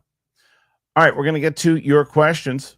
And what we do every week, we get to the questions and we make sure every day on the show, it's 151 is what the gentlemen need to catch. Normally around 30 when you're going into it. Hold on one second. Well, normally when you're going into it, it's about 30. You do pretty well. Right now, the guys are at 49 going into it.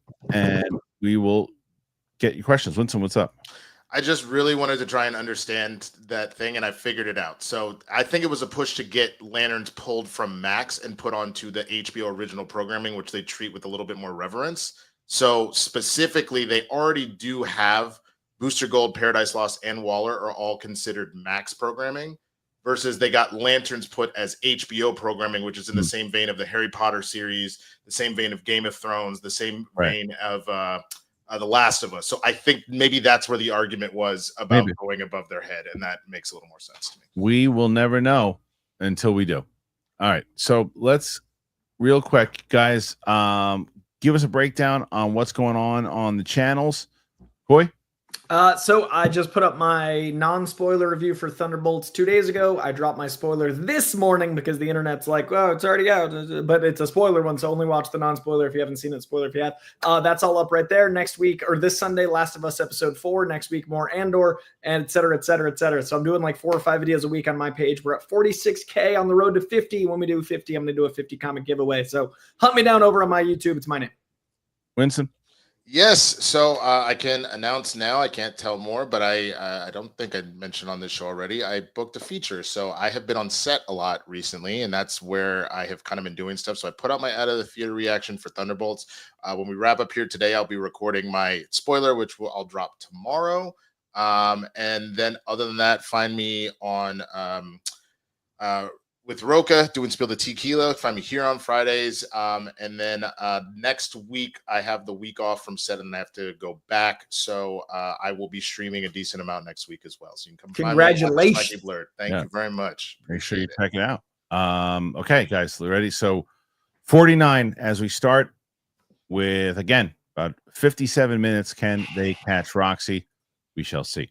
Shay, quick thoughts. Thunderbolts over Deadpool and Wolverine. I think is an overall structured movie as a film. Yes, I think it is a better movie than Deadpool and Wolverine. I think Deadpool and Wolverine is a great comedy. I think it's a fun comedy. I think there's some really good Easter egg moments. I think the chemistry, you get some laughs out of it.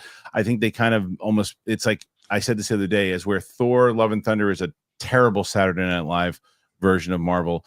Deadpool and Wolverine is a very funny version of Saturday Night Live as a Marvel movie. But as an overall movie with actual character depth and story, I think Thunderbolts is far superior. Yeah, I like him for different reasons. I don't know which. I'd need to rewatch Thunderbolts as many times as I've seen Deadpool to really parallel it. But for me, Guardians 3 is still my favorite Phase 5. It's maybe for me too. I would, because No Way Home is considered 4, right? Yeah. But Thunderbolts is a huge surprise, and I'm pretty confident it's going to be my conversation. The fact that it's in the conversation. Yeah, I'm sorry, like I'm not. I always had a gut feeling, and you can check the tape that this was going to rock. I think I'll put Thunderbolts above it just because there is something about a nostalgia sequel factor that automatically gives like a No Way Home and a Deadpool and Wolverine a little bump up. But if we're just going, and Guardians as well, but I'll give Guardians a little less because that's just a straight trilogy versus both of those other two movies took 20 years of nostalgia to like pack in there as well. Sure. So I think that does take it down a slight letter grade, even though it is above. If you were just going pound for pound here, and just like the way you would never put a lightweight versus a heavyweight fighter. Right. If we were like, let's just genuinely look at skill, I'm going to take Thunderbolts over Deadpool and Wolverine. Sure. Next one, and that's from Shay. Florence Pugh is a blessing for Marvel. Yeah, she's got the star power right now. That it's funny. We always talked about it. They don't have any all-stars for a bit. We were talking about Marvel. They might have an all-star now, right? They haven't had all-stars. They've had good players, but they haven't had any all-stars. She might be an all-star. Shay Markel, I wish Cap 4 was this grounded. I will rewatch. That's what's wild is that in some ways this it gets very fantastical in the third act, which is great, but it still was more grounded throughout. Yeah, Captain America. That's totally nuts. Yeah. This one gets a damn good 4 out of 5 from me. I'm with you. I think 4. It's been kind of the overall rating for everybody. I was 4.2. Shay Markel, I get emotional 4 times in this damn movie. Yes. Yep. It was absolutely emotional at times, and I think it worked pretty well. Yeah. Okay, thank you, Shay, for those. We're at 54 currently. Shay's coming in hot for you guys today. Have you heard that Jeremy Renner turned on season 2 doing efforts? Yep. No, Shay, we didn't hear that yet. But what we'll do is we'll go back in time after hearing it, and we'll do we should do a story on that. Yeah, we'll do a story on it. She says Jeremy Renner is alleged for now. No, it's not alleged. He said it. It's not alleged. He said it on. He said it straight up on an interview. Yeah. Oh, there you go. Never mind. It's legit. He turned down season 2. They need to break out the Brinks truck because I loved him and Kate Bishop together. Yeah, I just don't think it's worth it for that series. That series was fun and it was okay. But I'll tell you, we did. So Sam and I right now. Sam took a week off from Marvel stuff, and we're getting back. It's going to be Shang-Chi, Eternals, and then Hawkeye. We already watched episode 1 of Hawkeye, and I feel the same way I did when I watched it the first time. There's times like Kate Bishop's great, Haley Steinfeld's great, but I still have an issue with the fact that she took karate or whatever she took. She's a black belt in karate, and she can just beat up 8 thugs in the street, and they're morons. The thugs, they're all idiots. Like those types. I hate thugs like that. Like who hired you in the first Otis? But Otis wasn't trying to fight people. Otis was just a dope. No. Your answer to your question. So Otis, no, absolutely not. The speed in which he was like, "I will kill you." Yeah, Otis was not trying to fight people in the street like 8 of these idiots in the tracksuits. It was the worst. But in general, it's not a bad show. But season 2, all right. Next one after that. So far, again, thank you, Shay. Go Pal coming in hot here. Early support in case I duck out for spoilers. No spoilers. We didn't do spoilers today, and nor will we until Monday and then Friday again too. Corey, you on the show next Friday? Or you're not? Yeah, I'm here next Friday. Okay. So we'll have box office next Friday. I'm excited about that.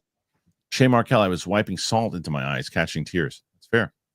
Rubby Bands with Ninjago getting a live action movie. Is that true? And in general, becoming more popular. Would you guys ever consider watching the show? It's my favorite show of all time. I have seen like Lego Ninjago. I have seen so many episodes of Ninjago. You have no idea. I'm not joking or doing the thing I do to you guys. Both of my kids were obsessed with Ninjago, and Lloyd and the whole crew. Garmadon, I know all of them. Wow. And would they actually do because I saw that the movie, they did the movie itself, but the series, my little one still watches it. So I have to tell her they're doing a live action movie. That she's going to be thrilled. Israel Lopez, please upload Friday's episode to Spotify. Is it not on Spotify? Yeah, people are saying like Capes and Cowls hasn't been on Spotify. I don't know if that's. I don't know. Is that true? I gotta go look. I'll look in a second, but I feel like it is. Wow, this has been on since 2011. Holy crap! Yeah, but I don't think it's still on though. Whoa. Yeah, 2022 is it looks like the last one. What are we talking? What was the title of last week's episode? You remember? So it was early. Was it early fan reactions? I can check. Hold on. So it was. Let's see. So it was live. So we were. It was last week's. Blade canceled. Oh wow, it wasn't on Spotify. What the hell happened? All right, I'll put it on Spotify. And the week before that was the Star Wars Starfighter date announced. That one has to be on there too. That wasn't on there either. I don't know. I'm just listing the ones. All right, I'll have to look. But thank you for letting me know. Normally, what I try to do is that's my first thing I do once I finish the show is that I upload it right to Spotify. Otherwise, it gets lost. Paul Marquez, 9 out of 10 for Thunderbolts. Love story, feeling alone, but group to care about you. Yep, exactly. Rubby Bands. They also announced Ninjago Legends Monstrosity, which is basically a Lego anime. You should check that out as well. It looks amazing. Thanks for letting me know. I'm going to tell the little one about it. She's going to be excited. Shay, honestly, I truly enjoyed this one. They could have mishandled the subject matter so easily, but they took it seriously and had me drinking soda while crying into my popcorn. More of this, please. Yeah, just take it seriously. And this shows how much we want a grounded human story. Yep.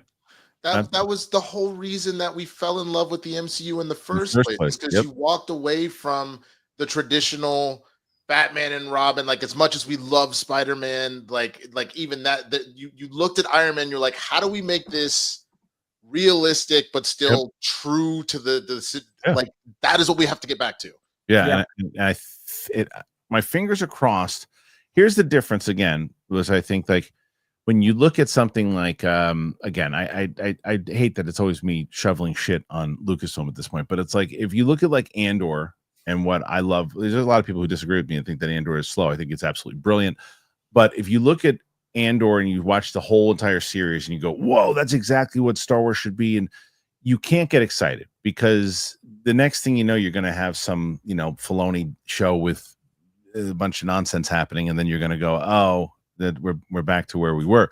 With Marvel, if this happens at this point and you go, oh, okay, we have Marvel, maybe they understood what Winston just said there, which is stay grounded, and that's what the overall tone is going to be for the rest of the movies. That I can get behind and feel like they might actually catch on to that. Winston, do you agree? Yeah, Coy? Yeah, I think with like things like Guardians and Iron Man simultaneously existing in phase 2 and 3, it shows we can have grounded, and then as long as the tone fits for this outside, the problem was everything started feeling elevated in a neutral way where it all didn't work. So yeah, I think this is a good bar to come back to. Paul Marquez, I love the joke crazy team and Bob. Yeah, it's like they really do, and Ghost has more to do in this one too. We didn't really talk about Ghost. Ghost has a lot more. Well, we got to actually see who she is as a character now. Yeah, because I didn't necessarily love Ghost in Ant-Man 2, but Ghost comes to play in this one.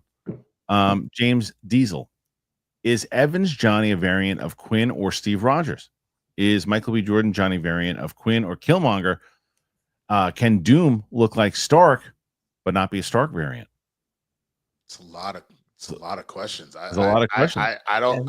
That's good. I don't know. All right, Coy, you're on the clock. Okay, so is Evans Johnny a variant of Quinn or Steve Rogers? Well, Evans Johnny would be a variant of Quinn, the Johnny from the Fox universe, which is not going to be the Johnny of the Quinn's take in Human Torch, because that is an extra dimensional take within the Marvel Cinematic Universe, which technically Fox is an alternate of. So he would be a variant of whatever the core nexus being Johnny is. And Steve Rogers would be more likely to be a variant that looks like Johnny Storm, because it's about appearance. By the way, it seems like Marvel's doing it because they had all the Kangs, they had all the Doctor Stranges looking alike. And then is Michael B. Jordan Johnny a variant of Quinn or Killmonger? I would say he'd be a variant of Killmonger because they seem to be based on appearance more than powers. As we see with Spider-Man, it can be power set, but that was kind of the exception of the rule. And I think Doom can look like Stark and not be a Stark variant. but I think that they're going to play him as a Stark variant. And I worry about that.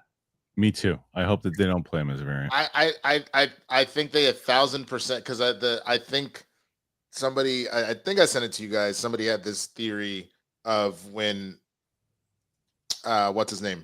When Doctor Strange was like, there's 4 million in one. The one is the one where Tony makes the sacrifice play instead of winning straight out and then getting back into his, you know, an armor in every country or whatever it was that he had that led to Ultron and all that kind of mess. Right. That he does something similar, and that's where he kind of spirals off into becoming Doom, is because he's like, I have to protect all universes so this doesn't happen to anybody else, and then gets a little power hungry and a little crazy. Got it. Yeah, I mean, did you guys see? And I have to send it to you both. I mentioned it on the show yesterday. Someone sent me like this AI thing that was made about how it was Doom and Thanos having a conversation outside there about the brawl, and Doom's like cool as a cucumber, just talking to him, and it's Josh Brolin's voice as he's talking to him, and then they're about to scrap, and Doom's trying to get him on his side for a second, and then he just realizes Thanos is not about it, and he starts running after him, and Doom says to him, he goes, "Do you have a gauntlet?" He goes, "I do not, you know, and I don't need it, whatever." And he goes to punch him, and within seconds, Doom reaches through and just rips his spine out. And so that's from Secret Wars. So yeah. It sounds like someone may have added stuff to it, which if that's that, I gotta send it to you. What they sent me it was actually pretty great, and I was like, if that's how they need to make Doom look, like that. Shay Markel, what makes Bucky qualify to be a congressman? Subpar writing. Well, have you seen our current members of Congress? So I was gonna say he's actually got military experience. He's a public person. He's handsome. I feel like, you know, the people want to vote for people they feel like connected to, and he's got the experience in battle. I can see it. We've elected less. And Kingpin got elected. And Kingpin's the mayor. I still stand by. Have you seen our current members of Congress? There are plenty of people that I'm like, why are you here? So. Alexander Wilson, don't forget, this is the first MCU movie conceptualized after Iger came back and reset everything in 23. He called out the quality on CNBC and said they are looking at content and that needs to be changed. Yeah, I mean, look, he's made, say what you will, and I think he handled the strike terribly, but say what you will about him as exactly, he is one of the best overall studio guys, like maybe Hall of Famer, might be the GOAT as far as creatively. He knows how to place people together and get the right people together to make it happen, and he's done so. Look, that whatever you want to say about Moana 2, I don't think it was a great movie. It was the right move to take that thing off of Disney Plus, and it almost made $1 billion. You can't say, and if you're, I'm telling you, separate yourself from anything what you think about the movie, and it is the business decision, brilliant, and it might be the same thing for Mandalorian and Grogu. So he's making the right calls right now. Icon M, can you guys discuss the fandom's flip-flop on the interconnectedness the MCU tends to rely on their characters? All except Bob were already established on the projects, very Avengers and Guardians coded. I don't know if I understand all the way through. You can discuss what's the fandom's flip-flop? The idea of wanting it to be connected versus not being connected, and like just focus on this movie. Oh, I see. I think, though, what I got to give credit again to Thunderbolts for doing, the only movie you 100% should have seen before this is Black Widow. That's the only project that you 100% should see before you start Thunderbolts. But it doesn't hurt to have seen Ant-Man and the Wasp and to have seen Falcon and the Winter Soldier before you get here. I think the reason why people are frustrated is the best way that this has always worked is a little bit of taste of something outside of this particular movie, but let's focus on this movie, versus everything always feels like an Avengers event. And if everything's an Avengers event, right, nothing is an Avengers event. Yeah, that is where people have been upset. I think that's the whole point. Is the difference, I think, to answer that is that also basically what these guys just said is that when we were building out the MCU in the first place, it was story by story by story, and then you get little bit of pieces to connect them all together. And you don't, and as I just mentioned before, there's no all-stars, because you don't really care about anybody. And they're just kind of throwing things together. So, oh, look, this is going to be in this, and this is going to be in this, and you're going to have this. And it's like, let's just focus on make me care first. And then I'll care if they're connected later on, because like they did with Thunderbolts, you care. And by the end of this movie, you're like, oh, how are they going to fit in to the rest of this now? Now I care. Now I want to see them. I didn't know if I was going to want to see them beforehand. Like when they were announced at D23, the hell is this? Another one of their projects? Now I'm like, when are we going to see them again?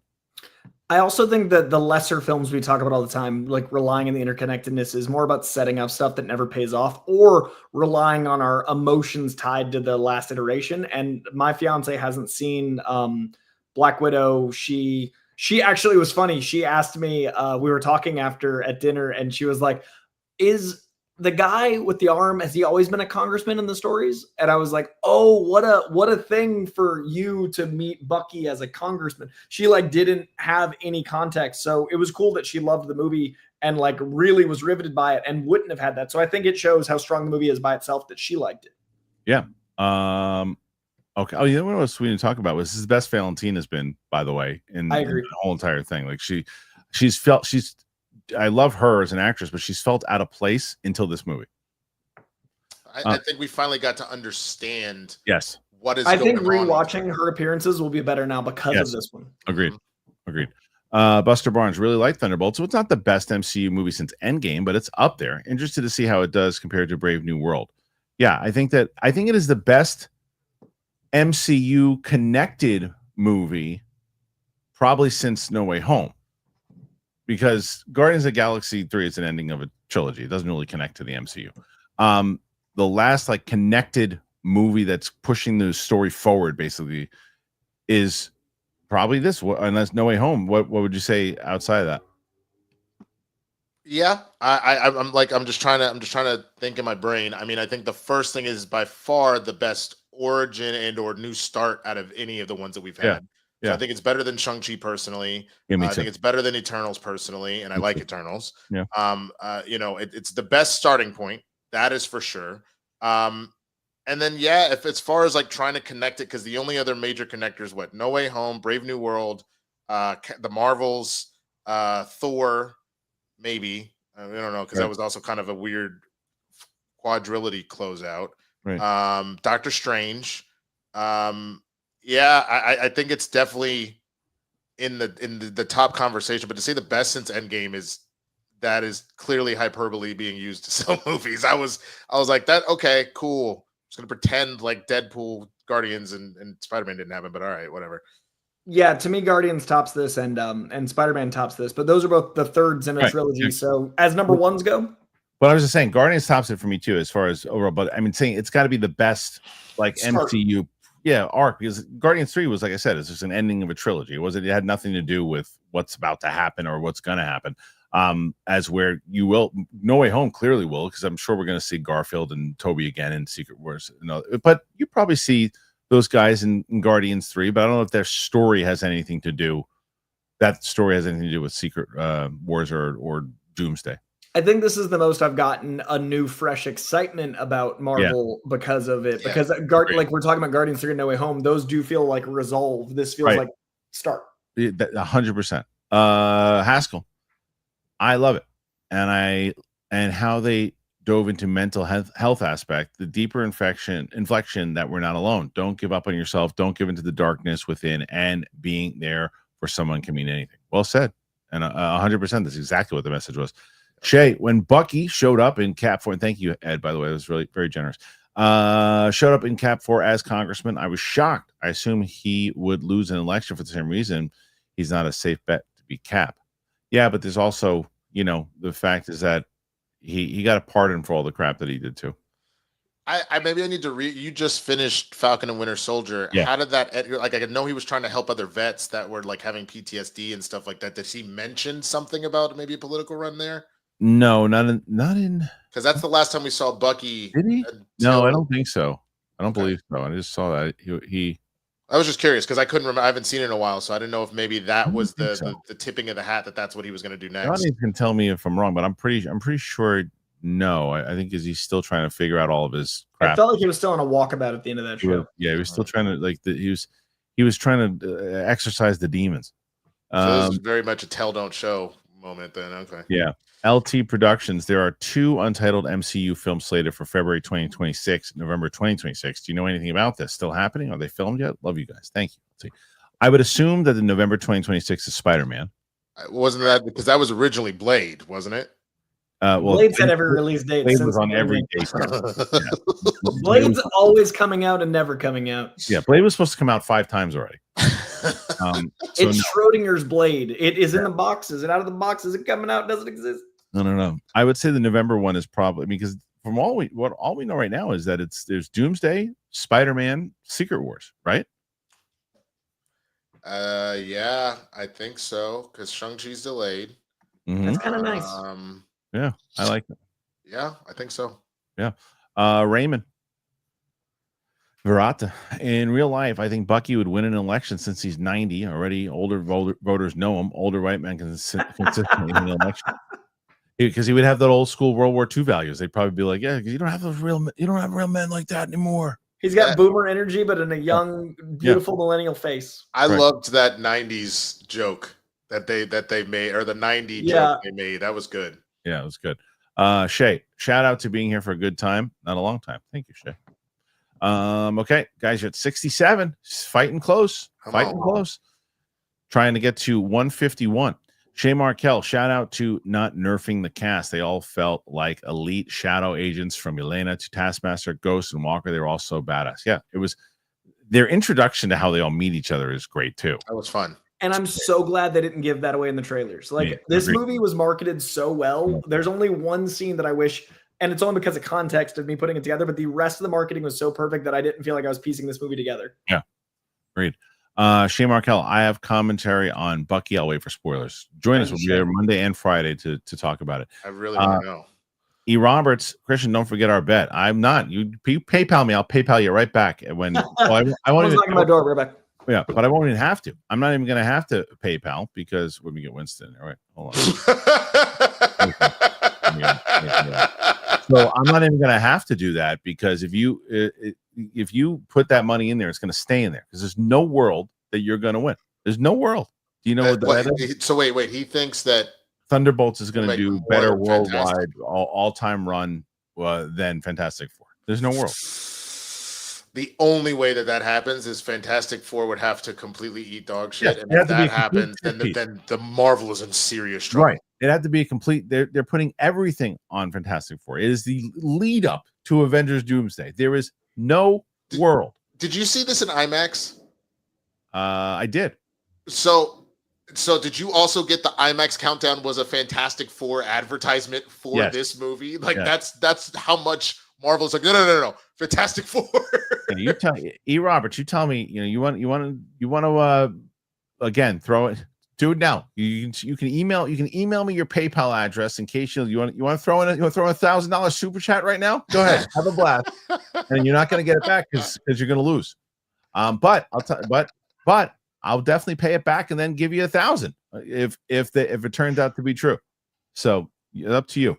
Damn, I wish I could travel into the future and make $1,000 bet with your ass. You want to bet? Hell that? no, I know better than that. I just said that. I know. That's what I'm saying. Corn Emperor Thunderbolts was so good. Hopeful for week 2. Yeah, that's going to be the main thing. Corn Emperor. So even let's say Coy. I'm curious to see what you think. So there's a E. Roberts who's a loyal viewer wants to bet me $1,000, and which I said I'll take it 100%. I will take it. He thinks that the overall box office run for Thunderbolts will be more in the long run than Fantastic Four. Yeah, exactly. I think Thunderbolts will be the one I enjoy more, but I think Fantastic Four is huge name recognition, and there's so much curiosity. They're banking on this to be the centerpiece to get you to Doomsday. Yeah, exactly. And you're also talking about just the name, despite however many bad movies have happened every now and again, the name of the Fantastic Four being a worldwide name versus Thunderbolts, most people have no idea what the hell that is. And you can ask Winston, you can ask Roka, you can ask I don't lose bets like this often. I just don't. I don't make these bets unless I know I'm going to win, and I will win this. Now I'll tell you this much. If Thunderbolts goes on a Guardians type run, and we had a world where this was Thunderbolts 3 versus Fantastic Four, I would take that bet, but that's not what this is. If this is Thunderbolts' first movie and everyone loved it, Fantastic Four comes out and everyone's like, it's okay. And then in 2 years from now, Thunderbolts 2 comes out and then Fantastic Four 2 comes out, I'm going to be a little more hesitant. But it also depends on where does it line up. Is Thunderbolts 2 going to be right before the next Avengers movie? This is the movie in July, right before the next Avengers movie to set it up. There's just no way. It's no part way. of the reason why. Let's call a spade here. Part of the reason why Captain Marvel made $1 billion the first time. Yes, I enjoy 100%. Captain Marvel. Yeah. I like it. There are problems with it. It was the setup piece. It purely rode the back of. Yes. We just finished Infinity War. We're a train wreck right now. Right.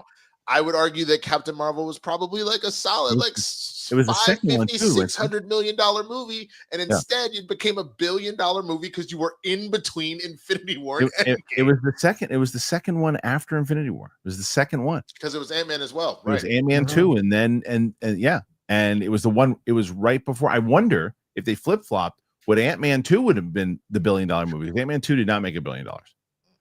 I wonder. So, Corn Emperor. Everyone I watched it with 8, 8, 9, 9, 10, 10. Great. I love that. I love hearing that. Motorola. That was a therapy session. I didn't know I needed. Real talk, man. I'm in therapy and I'm working on stuff. And then some of the things that got brought up and said, I was like, damn, including one character in particular, just talking about how they had no purpose. That whole conversation was beautiful. Yeah, it was. It was good. Corn Emperor, support for Winston and Coy at 71, guys. 71 with half an hour to go. You're in contention. Come on. Shay Markel, I felt not only did the characters have respect for each other, but the movie itself had respect for the characters also. No Luke Skywalker treatment. Agreed. Sean McCabe, the great Sean McCabe. There's so much for thanks so much for all the hard work you guys put in. Thank you. My buddy's annoyed about Fantastic Four being on alternate Earth. He's a Kirby Lee purist. Thoughts? I think it's imperative right now. You have to put it on. It doesn't.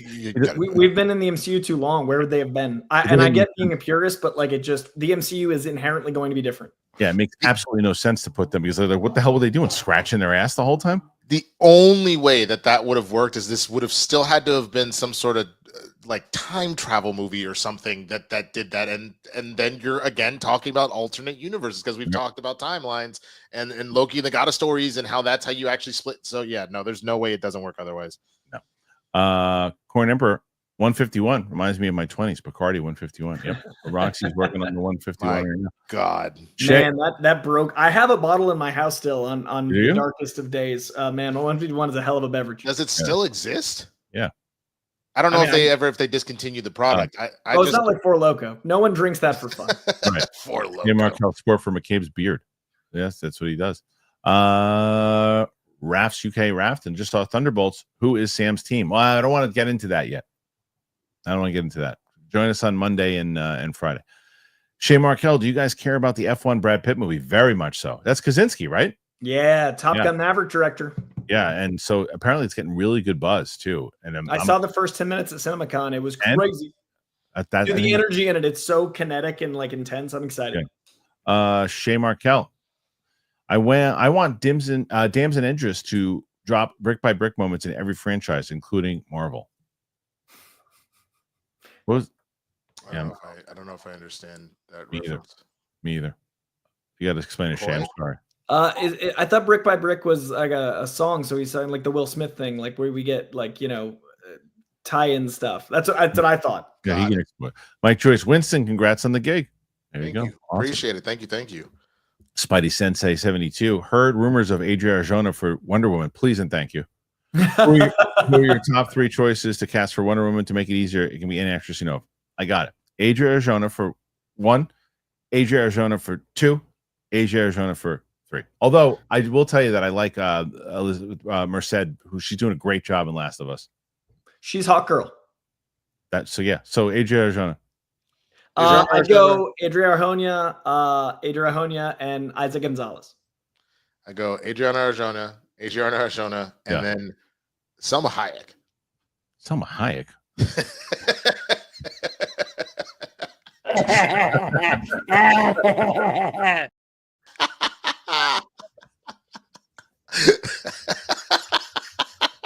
Frosty Girl. Frosty became a new YouTube member. Thank you, Frosty Girl. I appreciate that very much so. Okay, next one. And this is Nerds Engaged. Without giving away spoilers at the end, do you think that was all part of her plan for real, or was that her final ace up her sleeve to save her ass? The latter. The latter. The latter. Yeah. Also, someone in the chat just said the incredible actress from the Bob Dylan movie. What's her name? Oh, she was good. The one that played Monica Barbaro. Yeah, yeah, she'd be good great, too. dude. She has so much presence. Arjona is just So crushing. captivating. And She like really so is. the way she speaks is so like I've lived lives. Yes. Yeah. And she's only 32. Corn Emperor, don't forget to like, subscribe, and share. Thank you, Corn Emperor. What a nice super chat that was. Okay. 73. Mark Long. The Accountant 2 Extended Edition is just more of Ben Affleck dancing and dating. Can't wait. Did you see you saw it also, right? It's really Dude, good. it was so much fun. That movie's just a joy. Did you watch Gavin's interview with Matt Serra? Yeah. It's dude, you were right. They are bros. And that thing the story he told about De Niro, and it was just so good. I couldn't believe he told it on air. I also could not believe that, that he was comfortable enough to tell that in a public forum. That's like a sit around your house whiskey story. That was crazy. 100%. Yeah. Cooley High. Hey, fam. What's up, Cooley? Good times. My amazing daughter's graduating from junior high school. Hey. Love watching you all as I do. Kristian, my wife, loves your movie reviews. It's very kind. She said, if Kristian said it's good, we will be seeing it. Man, what a nice comment that is. Thank you. Damn. I'm so glad. Yeah, and it is good, and you're gonna like it. She's gonna like it. You guys are gonna thank me. But that's what a wonderful comment that was, and I'm so glad I got a chance to meet Cooley and his family when we did the Atlanta event. When damn, that was a long time ago. Was that the one where people got stuck at the airport? And it wasn't the airport. It was stuck on the road because of the no, you're thinking the airport was Chicago. That was Star Wars Celebration. But no, this was there was a marathon or something happening in Atlanta, and everybody, and like the roads were we got there just in time to set up. It was pretty crazy. But I met him and his family, and they were super sweet people. Harrison Martin. I hated how they killed Spoiler in Thunderbolts. Oh, well, I'll have to talk about whatever that might mean. I don't know what that means. Okay. Next one after that, and that is from Christian Medard. My dad didn't know who any of the characters were except for Bucky, but he still liked it better than Cap 4. I like the 2 versions of the Sentry. Yeah, that's a great point. I would like to see people who saw it, who didn't see Black Widow and didn't see it, and how it does transfer over. Have you heard any of that, Koya, about anybody who's seen that? Well, that's what I was saying. Like my fiance hadn't seen any Bucky or Black Widow. Like she didn't know any of them and loved it. Like she got so much out of this. What about yourself, Winston? You hearing people who've seen this without it? No, not really, because I same thing. I went to go see it early, because then I had to hit set, so I haven't had a chance to talk to people yet outside of like kind of this and some discourse I've seen on Twitter. Okay. Corn Emperor catch Roxy. Thanks, Corn. And we shall see. Respect. Perfect. That's respect at 75. And then we go with test. Is it just MCU or the comics also 90% based us? Based in the US? I don't know what that one was. Test. I'm sorry. I don't think we got that one. You failed this test. Mike Joyce, 1 Sentry versus 100 Gorillas. Who wins? Sentry. 1 Sentry. Come on now. But outside of that, the Gorillas kick the shit out of everybody. Cobalt Swordsman. As someone who thinks Lilo and Stitch is going to do big box office, I think Disney should adapt the little known animated films over the Disney princess movies. Some examples: Atlantis, The Lost Empire, Treasure Planet. The other one is Black Cauldron. They should do that one also. They should do Emperor's New Groove. Yeah, they should do those. Yeah, Lilo and Stitch is going to crush. Yeah, it's going to crush. I keep saying this. I tell this a million times over. I say this every freaking show. There was very little for families to see throughout the year. Very little for families to see. Like you've got, you just had Minecraft, obviously, but like they've got nothing to see. So Lilo Stitch is going to be the first thing that I can take my kids to. And you look at that's what happened with freaking Inside Out last year. It's like it was like it made $1 billion, didn't it? I thought Inside Out. I believe it did, or it got real close. I think it did. I think it crossed. I'm telling you, if you can get families into the theater, you're going to do very, very well. And I think Lilo's got a shot. I think Freakier Friday has a shot At $1 billion? To hit $1 billion? No, you're specifically talking $1 billion. I thought you meant to do well. Oh, to do well. Yeah, I thought off the conversation we were having. You were saying, Billy. I thought you just meant to do well, yeah, and I thought, yes. Freaky Friday has a chance to because of the. I wonder though if that would have been a streaming movie. Is it past its time? Sure, but I can understand that, but yes, potentially, maybe. I think that's at that sweet spot though, where you could get moms who were kids or teenagers when the first one came out to want to take their little girls now to go see that together. Maybe. So I think that might do pretty well. Seems like a streaming movie though. I don't know, but maybe, but you're not wrong. It could be a surprise hit. Kenya King, Shang-Chi should have been as grounded as Thunderbolts. Yeah, I liked Shang-Chi up until the third act. When it was grounded, I liked it more. Yeah, same. Then the dragon flying all over the place and all that. I was like, I'm exhausted, and I'm going to. That's the next. I've only seen it once, and I'm going to watch it. I'm very curious to see what I feel about it the second time. I liked it better the second time because everybody was in love with Shang-Chi the first time, and I was like, it's good, it's very good, but I wasn't as obsessed as everybody else was. The second go around, I actually really liked it a lot better. This is actually pretty hilarious. Tyler Pfeiffer, Minecraft gave us Chicken Jockey, and Thunderbolts gave us. I could not believe that joke made that like the final cut. I was like, that was amazing. It was so good. Oops. Let's see. Perfect. Go Pal. Hannah John Kamen was the lead of a show called Killjoys pre-pandemic and Ant-Man. It was a cool show, sci-fi show about bounty hunters. Nice. Never saw it. She was so good in this. Yeah. It really is one of those things that just worked. Tyler Pfeiffer, Bucky. Oh shit. Hilarious. Corn Emperor. My friend and I were reminiscing on Iron Man. We watched the screening before it came out. I swear. Feige was there. It was at the old Hollywood ArcLight. Oh, maybe so. I miss that theater every day. Yeah. Pichu, thank you. Now we have the Pout Law back in town. Look, folks, I'd inhale the fart out of Pew's chocolate starfish purple. Breathe it back out and then breathe it back in. Yes.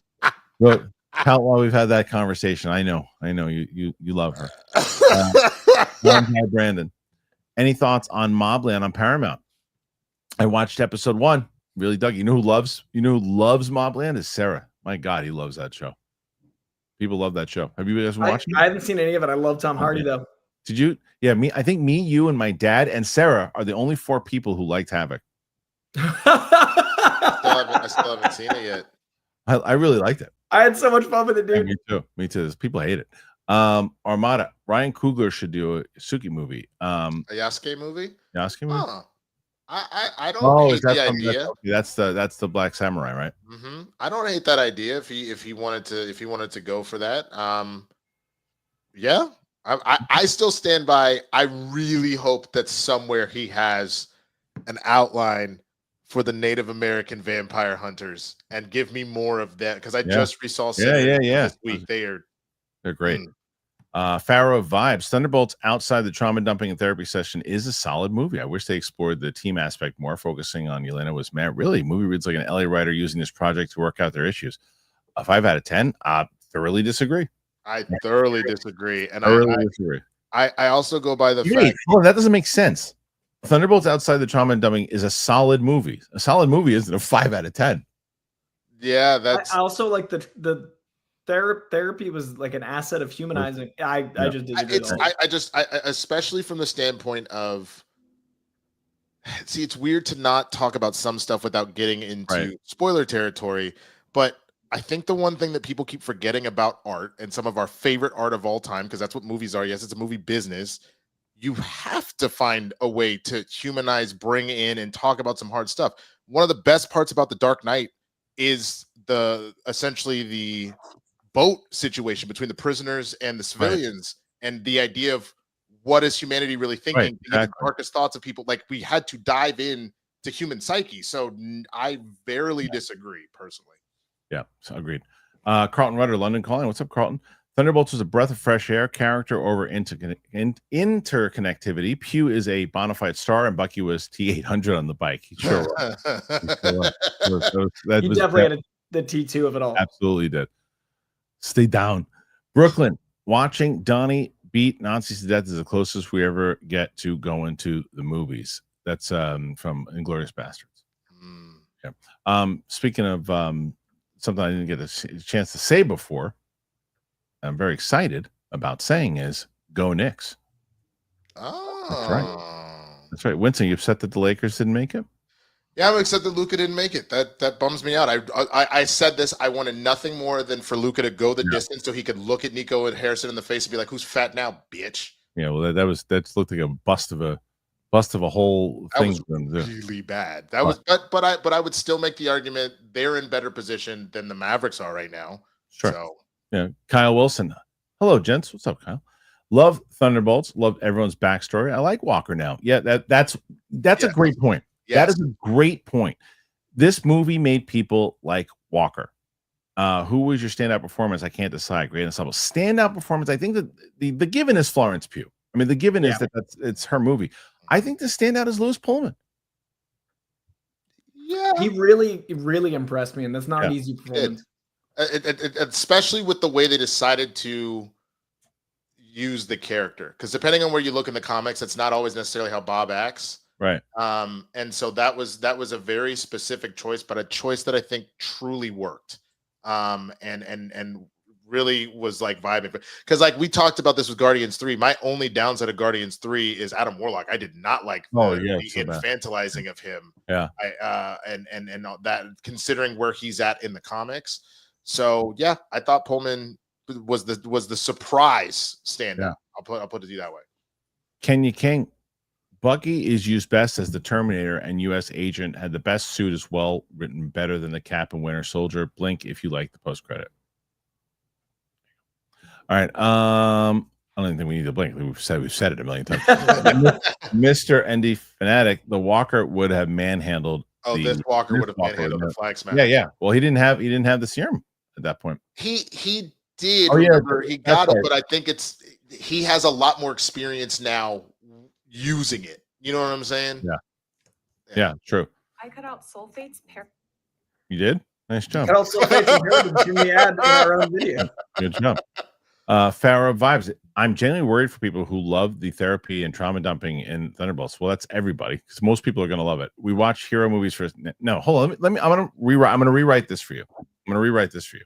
I'm genuinely worried for people who love the therapy and trauma dumping in Thunderbolts. I watch hero movies for escapism, not to be reminded of struggles. I'll watch a well-researched documentary. Okay, so if you're for yourself, that's not how everybody watches it. And again, if it is a matter of it just feels like that to you, then I can see why it takes you out of it.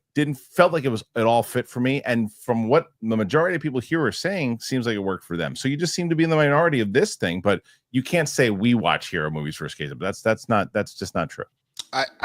One of the absolute best elements of Endgame by a mile is Thor, whether or not he feels like he's still worthy. The man is dealing with depression. He's got the keg instead of the 6-pack. He genuinely is out here in these streets being like, I am trash. I can't do this anymore. And then seeing his mom and talking to his friends helped him rebuild his confidence. That is one of the things that I think of when I think of that movie. It's like that and On Your Left. So like I again personally vehemently disagree, but you are entitled to your opinion. Yeah, of course. Like I said, that's why I just wanted to rewrite it to say if he feels that way, he feels that way. It took him out of it. But to say that that's the only everybody else watches it, it's just not correct.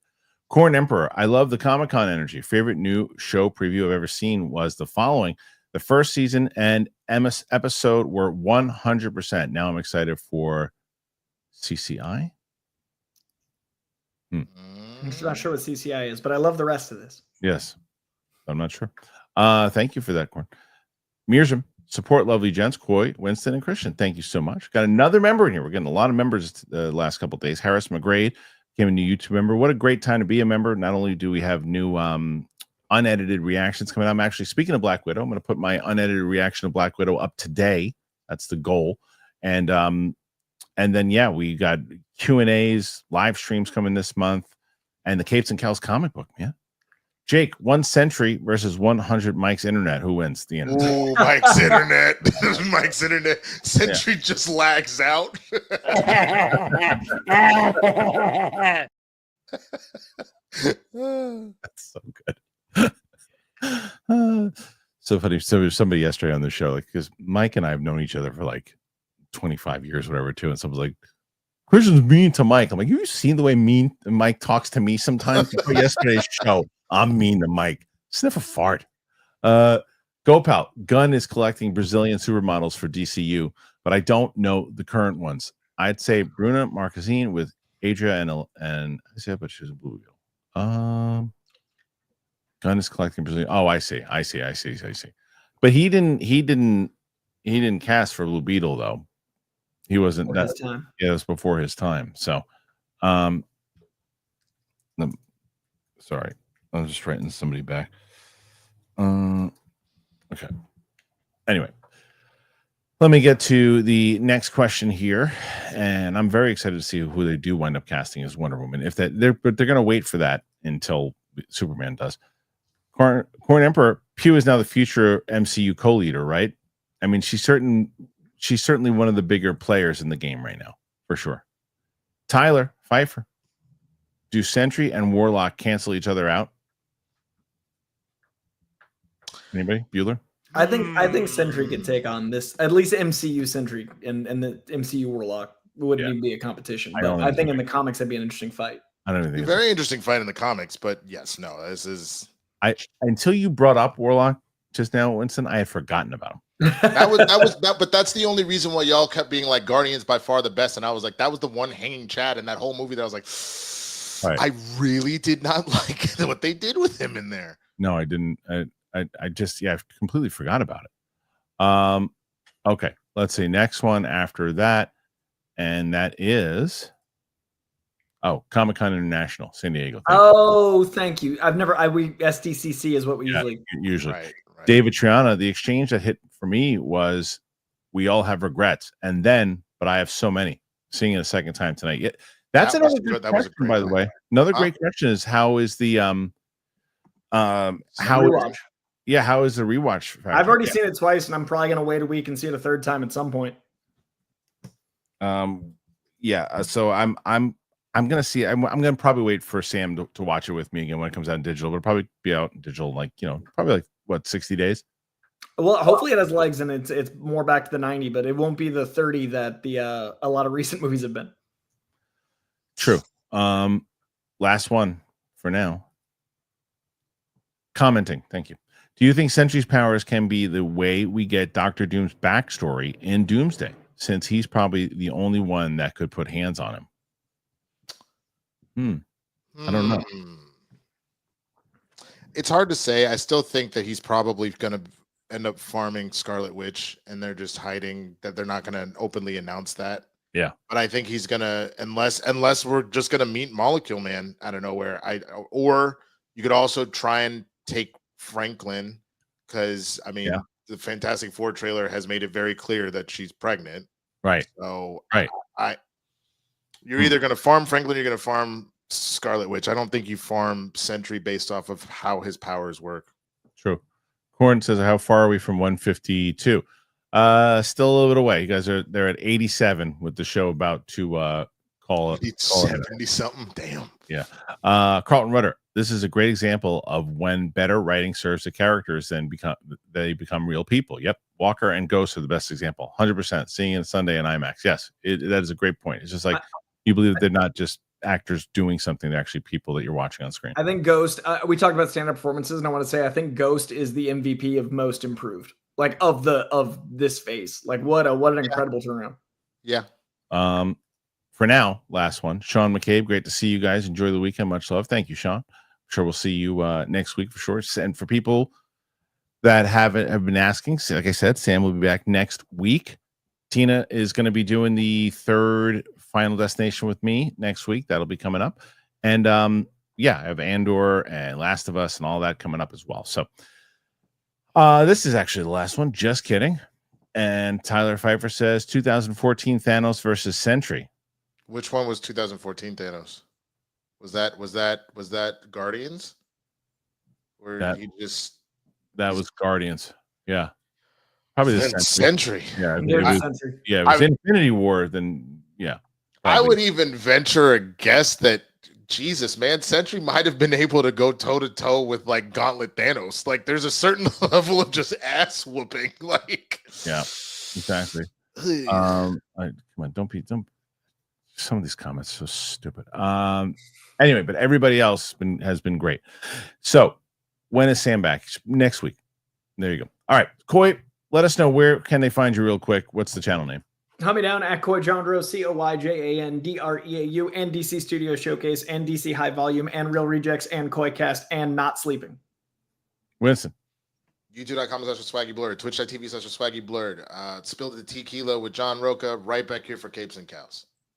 Thank you guys for being here. Apple Podcast, Spotify. This will be on Spotify. As I just said, I'm going to tell you should go to that Clips channel. Very important to go to that Clips channel. Appreciate it. And again, Tyler Pfeiffer, Endgame.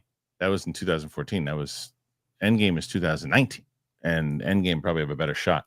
Oh, you know what? No. I think the 2014 Thanos is in. Remember, they time travel. So that is the Thanos that fights in Endgame. Oh, I'm saying that. Yeah, but he still didn't have the gauntlet. He had it, but he didn't necessarily have the stones yet. He had a few. He didn't have the stones. So I'd say Infinity War, Thanos is more powerful. Yeah.